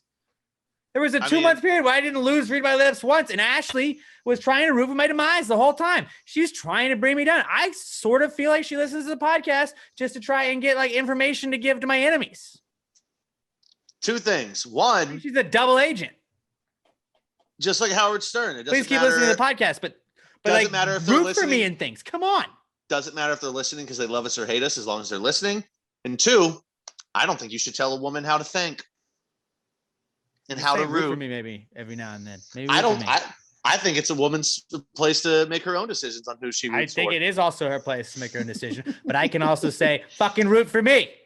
I can also say that it's my place to be able to say what I think you should do. It's not your place. I'm not telling you what you have to do. I'm saying what I think you should do every now and then. Maybe root for Alex. I don't know. All right. You don't be so biased with your anti-Alex biasness, I didn't want to have to do this, but I think Gravy Gang, until Alex makes a formal apology. I won't. I think everything on the Rod Ryan show, Gravy Gang, you need to go against Alex for the rest of the week at least. Do not. Gravy Gang, don't do that. Gravy Gang. Pat. Alex has been Pat does not have your back like I have your back, Gravy Gang. Alex is being very anti-woman right now, and as we all know, that is not. I am the most pro-woman person on this podcast. Then you should be rooting for Tessa. What did you call him last week or the week before? Like Mal Middleton? Mal Middleton. Something like that. Which I'm not. Alex is trying to silence his dissidents. I'm not. I literally am reading her not cool about me. I'm reading mean tweets. That's what I'm doing. I think it's time to hashtag Gravy ban Alex until he respects women again. You guys, Gravy Gang, do not do it.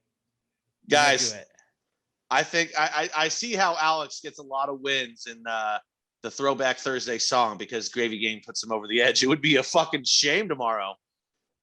Probably won't happen tomorrow. I'm not even playing tomorrow. I was going to say, I don't think anybody would be far enough in this podcast by that point tomorrow unless they wake up at like 2:00 in the fucking morning. It would be a shame on Friday. Don't do it. If people just called in and can't hear Pat anymore. Pat's mic went out. That's weird. That's weird that Pat's mic went out. But yeah, it would just we don't do that. That's a hateful thing to do, guys. And maybe Ashley just, support the podcast that you like, right? Come on. That's all I ask is that you don't be so obviously fuck Alex. I read my lips. That's why when you were coming at me and then you send these follow-up emails where you're kind of gloating about me losing. That's what gets me to say in the heat, I'm you're dead to me, Ashley. That's what I'm trying to say here. Okay. I appreciate you listening to the podcast. Just maybe root for me every now and then. All right. I thought Gravy Gang supports Gravy Gang. Pat apparently doesn't support the Gravy Gang. I thought Gravy Gang supports Gravy Gang. And I just thought that Ashley was kind of veering outside of the Gravy Gang. That's what I'm trying. That's all I'm saying. I'm not telling Ashley how to think. I think Ashley has the ability to do whatever she wants to do. Pat just can't figure out his mic. It's crazy that his mic's not working. That's absolutely insane. But Ashley, maybe root for me and read my lips and we can unshun. Okay. I want to fix this friendship. I want to rebuild this relationship. I feel like, we have to come to some sort of agreement, but yeah. That's Ashley's not cool. Ashley is only dead to me on read my lips days now until we can reconcile. Okay. So we're cool right now, Ashley. Pat, is your mic okay? Oh, look at Mal Middleton just silencing the dissidents. Pat, that's just, it's like karma that your mic just went out. Somebody speaks against Alex and good old Mal Middleton. It doesn't make sense. That argument doesn't make sense when I'm literally reading this woman's comment that was criticizing me. So I wouldn't have read it myself I call you if I'm Mal Middleton silencing any critic. and say you were silencing a critic, and your argument against that was to silence a critic. I didn't silence you. Your mic stopped working. It's not my fault you have a shitty mic.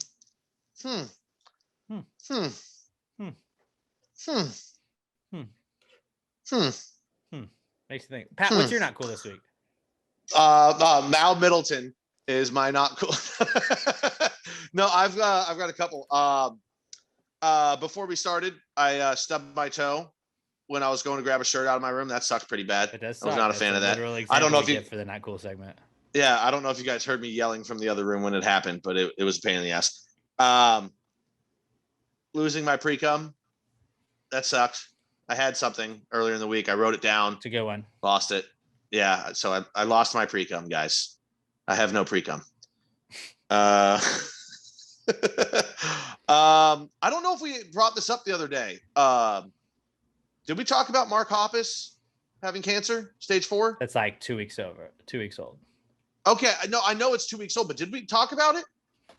I don't remember.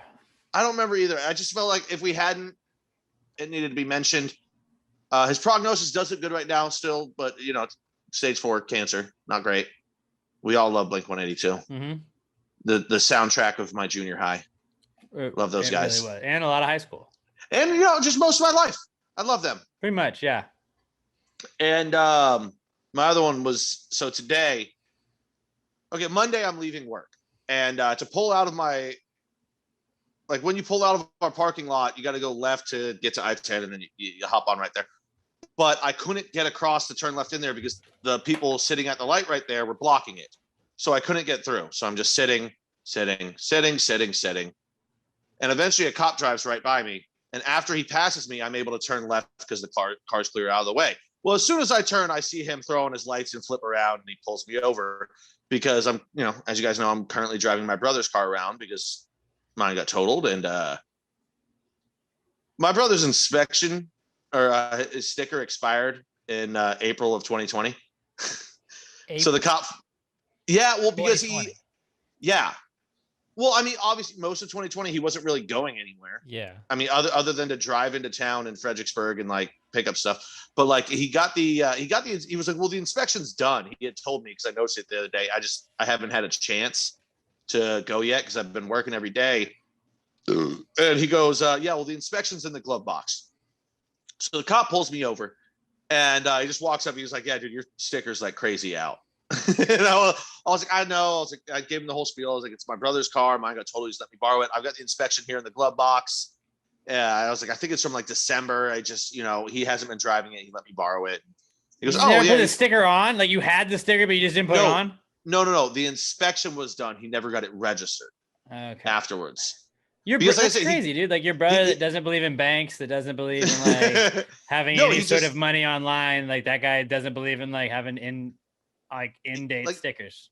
Like I said, he got the inspection done. He just never went and got the sticker because he honestly doesn't drive his car very often. If he's going into town, you're on the grid when you go. You're on the grid. Well, no, if he's going into town to get groceries or anything like that, he'll usually take my dad's truck or my mom's car just because he's got a very tiny little car. Does he live do your parents live on a farm in Fredericksburg? Because going into town. No, but I mean they live is this the Oregon Trail? No, it's just they don't live right into. They're 5 miles outside of town. Gotta go get seed from town, So anyway, and the cop was super cool about it. He was like, he sees the inspection, goes, yeah, these are only good for 90 days. You got to get a new one. And I was like, oh, I didn't know. Oh, cool. He's like, yeah. He's like, you just got to get that, go get it inspected. And he goes, this is the ticket or whatever. He's like, but all you got to do is just get it inspected, bring it to the building, and it's just it's a $20 dismissal fee. And I was like, oh, cool. The cop was super cool about it. And it's only the building's literally 200 yards from the restaurant. But I was like, God damn it, of course, because people were blocking the exit. I get fucking lit up. But actually, it turned out to be cool because if that hadn't happened, and I went and got it all done today. If that hadn't happened, I probably would have put it off and kept putting it off until somebody pulled me over for it anyway. Well, that's like the problem. Like, I get what they were doing was like cool for because of COVID and everything. They were trying to help everybody out where they're like, look, you have an inspection sticker. We're going to give you a little leeway. I know that COVID's kind of happened, so it's harder to get in and get everything inspected. So like, you know, like you get like a grace period from when your sticker goes out or whatever. And it's like, that's a bad idea to tell people about that because everybody's going to be like, cool. That means it's 3 months from when my inspection sticker is out of date. And then nobody thinks about it until 5 months when they're like, shit, I should have done that 3 months. I noticed like that's 100% how it works. And that's just how it's like when a teacher tells you like in school, like, hey, we extended the due date to this. You're like, cool, I won't begin until the night before that now. Like that's just 100% like how your brain works. Where you're like, oh yeah, that's 3 months from now. I'll go do this. And you never do. It made me laugh too, because I noticed on the ticket later on, like under it where it says signature, it just says COVID. He just wrote COVID on there. And I was like, I wasn't wearing a mask. He wasn't wearing a mask. I had to hand him my ID, but they won't let anybody sign anything because of fucking COVID. Also, he looked exactly like one of the dudes in my group chat, but with a mustache and like 5 years younger. Super relatable. Yeah. Yeah, it was funny. But also, and I have one more not cool that branches off of this. So today I go and get my inspection. I'm in and out. You know, there's nobody really there. So I was in and out in like 10 minutes. Then I go to get the registration done. And I go up to the window and I'm giving the lady all the information. And she goes, all right, so what's the address? And I give her my address. And she goes, that's not it. And I was like, oh, you know, it's probably my brother's. You know, it's because it's his car. And I give him the address out in Fredericksburg. And she goes, no, that's not it. I was like, what the? I was like, is it our last address? Like when we lived with my sister in her old house for like 3 months before. And I was like, it's Ashford. She's like, do you know the street? And I was like, it's Ashford Oak something. And she's like, no. And those are literally the last 3 places that he's lived. And that one goes back to like 3-4 years ago Avenue. now. That was like 3-4 years ago. And she's like, no, that's not it. And I'm sitting there trying to think. And she gives not even the apartment that me and Andrew lived in before that. She's like, Firethorn. And I was like, Firethorn? That was, Alex, this was where we lived for 6 months after my parents moved out of Brookshire before their house was finished in Fredericksburg. We haven't lived in that location in 7 years. For some reason, her system had that as his thing, but she would not let me do it until I gave her the actual street address. I had to give her that. So I can't remember like what, you know, something Firethorn Drive. I couldn't remember the numbers on it. So I call my brother. He's like, I've got no fucking idea. That was 7 years ago. I call my dad. He goes, I've got no fucking idea. That was 7 years ago. He gives the phone to my mom and she's like, no fucking clue. So I'm like, all right, don't worry about it. I'll go on Google Maps and I'll find it. And I'm scrolling through Google Maps trying to find this, but I can't remember exactly like which twist and turn it was. Because like they've built a lot more roads in that area since then. So it's kind of hard to just track the road unless I were to go into Google Street View, which takes forever to scroll down the street like that. So eventually the lady just kind of writes a number on a piece of paper and slides it over to me. And I go, oh yeah, 2614. That's what she was super cool. She's like, I know that like you obviously lived there, but this is not it. She's like, you've lived a lot of places. I was like, honestly, we lived there for 6 months, 7 years ago. I have no idea. He has since done the registration on it with different addresses, but for some reason the system fucked up and just warped back in time. That's not even the address on his license. That's weird. I mean, literally the registration that he got for 420 that expired was the address that I'm sitting in right now. I was just like, what the fuck is going on right now? And the funniest thing was on her like window, it said like in training or whatever. So I think she was probably just like, yeah, dude, fuck this dude. Like, here's the number. Had to ask questions on my first day. say it. I can't say it, but I can slide the number within your fucking view. I was just like, what the hell is going on? Oh yeah, super chill. I've never had a problem getting registered. Like the building that I go to, it's never very busy. So I'm always in and out. That was the longest it's ever taken because I had to make 5 phone calls to try and figure out what the fuck was going on. That's a pretty good one. Yeah. So that's all I got for today. I'll go next. I got a pretty quick one. Right. Yeah. I'm just devastated. I found out today that Arthur has been canceled After Arthur the Aardvark? after 25 seasons, No. last season is going to be in winter 2022. It's still going. I did It's not got even time know. at least. How do you think they're gonna send him out, dude? I don't know. Probably like fists. He's going to be angry about He's gonna going be out. angry? I don't think he's gonna be angry. Him and Buster No, probably. You think they're just gonna be riding off in the sunset? No, I think he's going to be the officiant in a lesbian wedding because they already had the gay wedding. Now they need the lesbian wedding. Did they do that on Arthur? Yeah, that was the last time I heard of Arthur. Do you remember this, Robert? I think it was like 2 years ago. Like Arthur's teacher the got teacher. married Mm-hmm. and he was gay and it was a whole Arthur's pushing the gay agenda. Well, It good was for just like, Arthur, man. and it was just like, and literally before that, I hadn't thought of Arthur in like since the memes, which were like 5 years before that.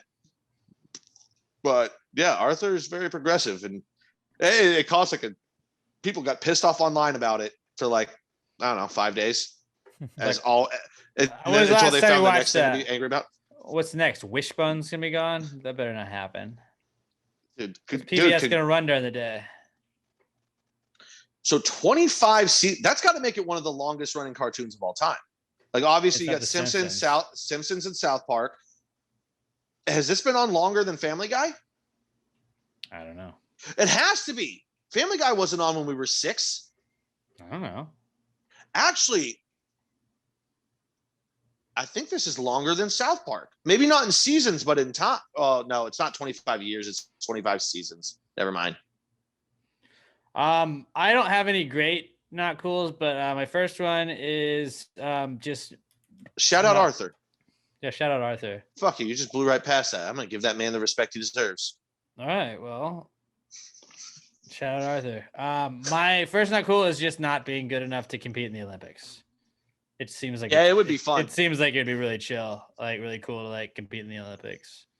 And it's just like, man, if only I had the determination to work out and do a lot of these very specialized sports that these people do for a long time. But I don't have the willpower or determination to do that.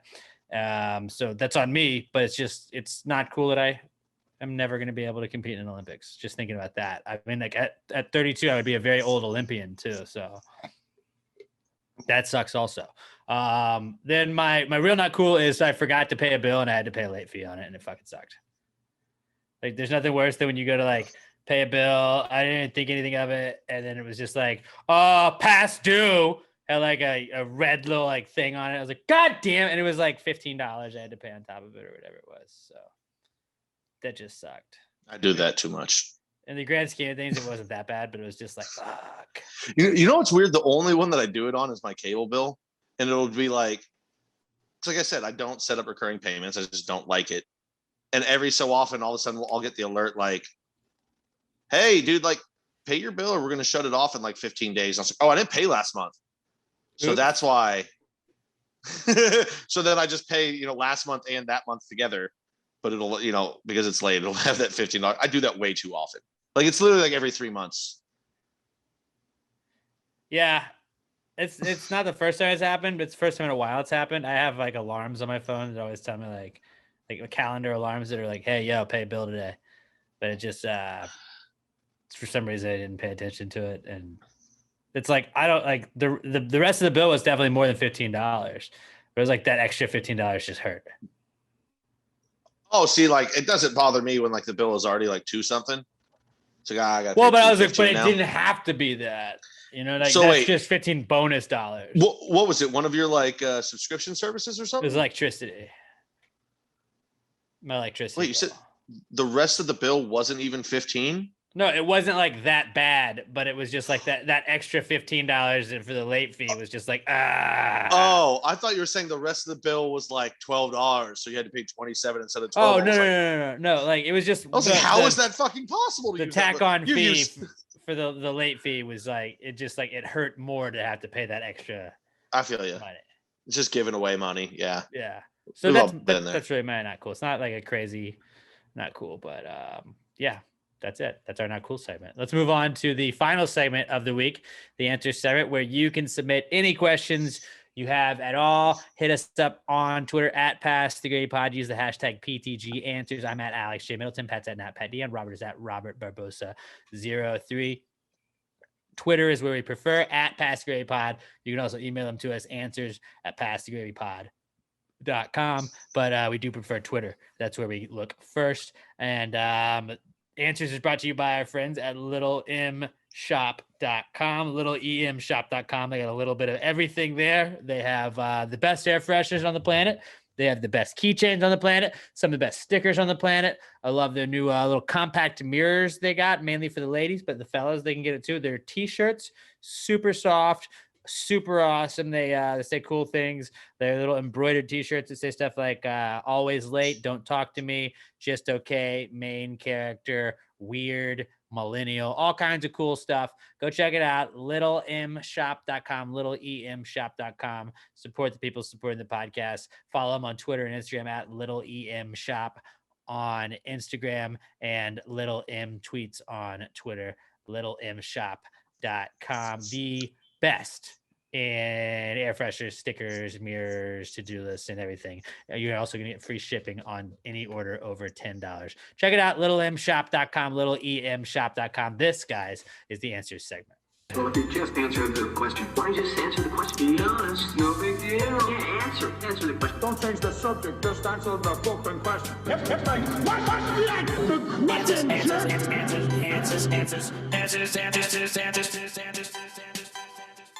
Any questions? All right. Our first question this week comes from our podcast son, Skylar Lester. At OMG, it's Skylar on Twitter. And Skylar says, is eating a lollipop really just adding sugar to your saliva and drinking it? This immediately reminded me of those old, like when people would post this, is just like the most metal way of describing something. Like a breaded chicken cutlet is really just cutting off a chicken's tits and drowning it in its children.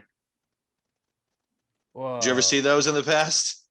No. Yeah, like, and someone was like, God damn, that's the most metal way to describe this I've ever heard. Yeah. That's what that just reminded me of. That's pretty nuts. I would say. Damn, Skylar, you dark as shit, dog. I guess it is just adding sugar to your saliva. It's just like a sugar cube that's not in a cube form, right? Is a lollipop just a human sugar cube? It's a sucker cube. Damn, man. A lollipop is just a jawbreaker on a stick. But yeah, but is it? I think if you break it down, like what he said is 100% correct. It's just adding sugar to your saliva and drinking it, which sounds fucking gross, but it is what it is.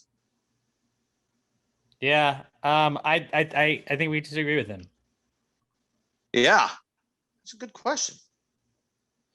That's a great question. Great question. It kind of stumped me. Yeah, it's like trying to process. We're both just hitting those pauses because we're just like, damn.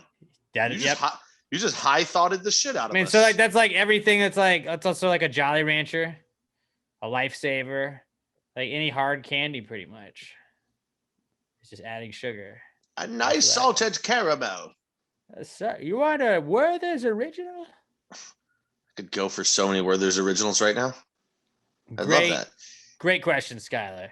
Great question, son. I love you. Our next question comes from the 715 podcast at 715 podcast on Twitter. So that's spell out the word or spell out the number 7, then 15 podcast, the 715 podcast. If you're typing that out, and then that is actually our buddy Mundo and Victor and their friends. That's their podcast. Check them out. Maybe we bring them out of the Pass Great Podcast Network. Who knows? But the 715 podcast, give them a listen wherever you listen to podcasts. But 715 podcast says, if a guy's clapping her cheeks, is he giving himself a round of applause or is he doing it for her? I think he's doing it for her because he respects women. Or maybe him, because he respects either or. Technically, she's giving a round of applause. It's her. I think he's making it clap because he's respecting her so much. Also, I would say I would like to think he's doing it for her, but just because you're clapping them cheeks doesn't mean it's nice for her. Could just be pile driving and she's just sitting there like, all right, buddy. Is making that ass clap a sign of respect? Debate. I feel like this is a question for women and not for us. But on behalf I would of say women, and I will he answer. is honoring her. He's honoring her by clapping for her. I would say she's giving him a round of applause. It's mutual respect. What do you think, Robert? I think you got to break the tie on this one. What are my two options? She's giving him a round of applause, or he's honoring her. Round of applause. I'm gonna go with round of applause. There we go. Could it be mutual respect between the two of them? That's what I'd like to think it is. It could be, but also, like I said, there's that possibility where he's just pounding away and she ain't digging it, but then cheeks are still clapping. It's all about respect here on this podcast, so I would assume that they both have to be into it. Could be. All right. Great question, though. 7. They can both 7, be 1, 5. consenting, but not into it. You're not going to hit a home run every time. 7:15 podcast, guys. Check it out. Alexis Garcia at Alexis Texas _ says, is calling someone a Karen the polite way of calling them a cunt? I think very early on in the verbiage of using Karen that way, it was. People use it the wrong way to mean that, I think. So people still definitely do. But I think Karen is, traditionally a white. Definitely a white. That would usually a white woman with a certain haircut in a lot of ways. So it's like the lady, it's like at the grocery store where there's 2 aisles or like 2 like checkout lanes open, and she's like, hello, can we open it? Can we open another one? Can we? It's like that. That's what a Karen is. Where it's like you go. I have a very busy day. To expect like special treatment because you had a child that you think the world needs to like cave to your demands for, or like you just think you're gonna get special treatment. Usually, like that's what a Karen is. I think a lot of people do use it to just call someone a cunt, though. Yeah. So this is what I'm gonna say. That's not what I think the term Karen is really for. Early on, it was a nice sneaky descriptor for it. Now it's so well known that if you call someone a Karen, she's going to get super offended. So just call her a cunt. She's going to get offended either way. Get offended too. No, that's what I'm saying. She's going to get offended. Karen's more like way. A socially acceptable way of saying it, I guess. But here's the thing: she's already being a cunt, which is causing you to call her a Karen. If you call her a Karen, she's going to get more pissed off and cause a bigger scene. So just call her a fucking cunt like you want to in the first way. Like, listen, lady, you're being a real cunt right now. I just think that's going to escalate any situation you're in. Hold on. Let me preface it this way. Probably would be better if you're a woman calling her the cunt. That would help. Like, Alexis, you could definitely be like, ma'am, you're being a real cunt. You're being a real cunt right now, and nobody appreciates it. She's still going to get pissed off. But if you call her a Karen, she's going to do the same thing. So just call her a cunt. And trust me, everyone in the area will be around like, that lady just called that other lady a cunt. That was awesome. Yeah, if I'm standing in a grocery line and I turn around and go, ma'am, you're being a real cunt right now, probably not going to go over as well. Oh, no, it definitely won't. It definitely won't. I would love to go but viral that's why for that. It's just definitely a more socially acceptable way of calling somebody a cunt, I think. I don't think that the intent of the word Karen or calling someone a Karen is really that's what it's supposed to mean. But yes, in today's times, people just it is what it means now.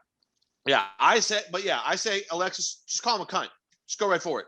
I don't think cunt is as bad as it was like 10 years ago. It's still a very frowned upon word, but we've had enough British comedians move to this country that everyone just is kind of used to hearing cunt now. I agree. Yeah. Hashtag bring cunt back. I don't think it's going to be us that bring it back, though. Uncancel cunt. Cunt forever. All right.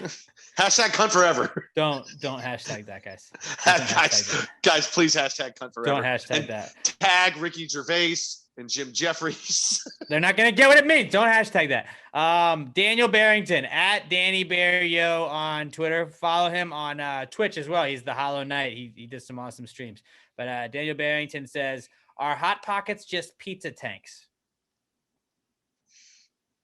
No, they don't have any weaponry.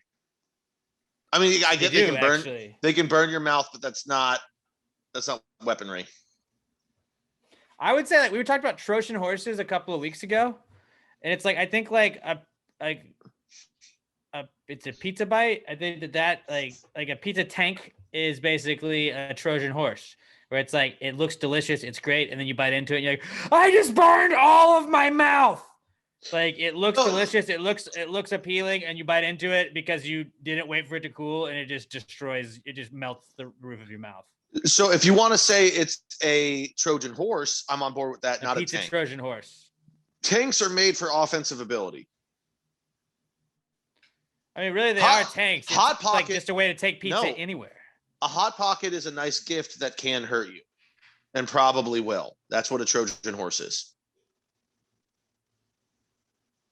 But I think the Trojan horse part of it, like you don't know that it's going to hurt you until you find. You don't know that the Hot Pocket's going to hurt you every time. Yeah, I don't know if pizza tank is the right word for it, so I'm going to say no on pizza tank. I'm going to say pizza Trojan horse. Yeah. That's where I'm going. It's still like it's pizza, but it's like it's going to burn. Not even necessarily pizza, because like, and this makes me think, why isn't like I get it, you can get ham on pizza, but that's not the kind of ham and cheese. Like when you think of ham and cheese, everyone knows exactly what kind of cheese we're talking about, and it's that type of. Why is there no ham and cheese pizza like that? I'm sure there is somewhere. Somewhere, but like you'd think that would have caught on somewhere along the way. Somewhere. Where you use that just melted, just Kraft American Singles or whatever the fuck it is. Or whatever cheap that cheap yellow cheese. Everyone knows Kraft Singles. It's the cheese that's in the Hot Pocket ham and cheese one. Right. Or that's on just a ham and cheese sandwich. Why don't we have an authentic, that's what I want, someone to sell an authentic ham and cheese sandwich, and it's just using that garbage cheese. It's just grocery store ham and cheese. And it's still delicious. It's authentic, yo. Authentic. That was a great question, Daniel, though. A great question. Our final question of the week comes from Josh Treecoddle at Joshua Tree 713, and he says, can deaf people hear their thoughts and dreams? Is it like subtitles or something like that? I don't know. I mean, I feel like we've discussed this before. Yeah, right. Only know. Who knows? Well, here's the thing. If you've heard before and then you've gone deaf, then I bet you do hear sounds. But if you've never heard a sound in your life, then how would you know what sound sounded like? The answer is no. Vibrations. None of us hear our thoughts. You think them, and it's in your fucking brain. It just it is what it is. You don't hear them.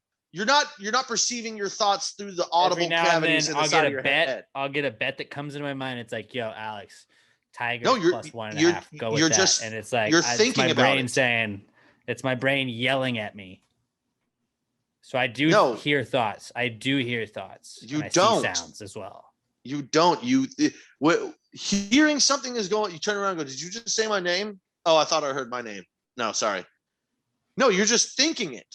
It's a thought. You can't hear a thought. It's in your brain. The brain is a powerful thing. You're not hearing them. I think you can hear thoughts and you can see sounds. That's just thoughts. Science. So you can see sound. Like, what sounds do you see? Just certain sounds you see what they're like, I think you can feel sounds. You can see sounds too. Like when you hear the nice crack of a bat on just a Shohei Ohtani, just monster bomb. Oh yeah, I feel that right in my dick. Hey, little chub. If I hear it, I can see what it looks like, But by the way, coworkers, they're big on board the Tenty train. Big on board the Tenty train. I think the Tenty train really took off last week. But lots of people have had a bunch of Tenty references. Yeah. All related to boners, but as well it should be, because that's what a Tenty is. No, I'm gonna say no. No, deaf people don't hear their thoughts, and neither do you. I think they do. I just think that their version of hearing may be different. Alex, if you are hearing your thoughts, you need to go see a goddamn doctor, because Don't tell me what to do. Don't tell me what to do. You are one bad day away from fucking just finding a gun and going off on us if you're hearing thoughts. I'm not gonna be like that. I can hear my own thoughts, and I can also see sounds. You are the Joker waiting to happen. You've got this. Nope. You've got the same frame. That's a hell of an accusation to throw out. You like comedy and you're not good at it. You are 100% the Joker. Why don't we just worry about keeping our inspection sticker within like 2 months of the date that it's supposed to be? Hey, it wasn't mine. It was my brother's, man, and I got it done. Well, who cares? Fuck you. Why don't you worry about not killing everyone? I'm not going to kill anybody, so I don't have to worry about any of that. But guys, that was a weird way to end a podcast. I do think that people can hear their thoughts though. And in dreams, they probably hear stuff too. I don't know what they hear, but they probably hear something or what they think is hearing. That's all we got at Passageway Pod. I'm at Alex J. Middleton. Pat's at Not Pat Dan. Robert is at Robert Barbosa 03. I also do a podcast called Passageway Bro. If you watch the television show Big Brother, shout out to everybody that's been tuning in from the Gravy Gang. I know Brett Brandon, for the first time ever, is watching Big Brother. Raimundo Benavidez. His mom has been in the hospital. Thoughts and prayers to Raimundo's mom. I hope your mom's getting a lot better. And he said he's been binge watching to catch up. So shout out Nick Ziegel, my best friend. He also I got him into it this year. He's awesome. I don't think he listens because he's an asshole, but yeah, whatever, dude. But as long as you, we got Passageway Bro. That's on after every episode of Big Brother. You can watch it on our Facebook Live page on Passageway Bro. If you like Passageway Podcast, just go find Passageway Bro also on Facebook, and then at Passageway Bro on Facebook, on Twitter and Instagram. Robert does a recent study suggests every Monday he and Sam, his new roommate. Are you gonna call your partner or your roommate now? I think it might take a step back and just be roommates. There you go. That'd be so funny.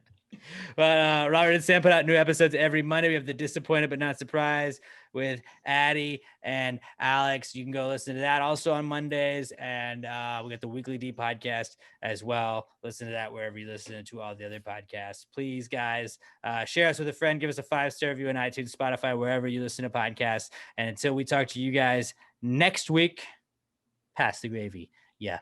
Bitches! Baby back, ayy, couple racks, ayy, couple Grammys on him, couple plaques, ayy, that's a fact, ayy, throw it back, ayy,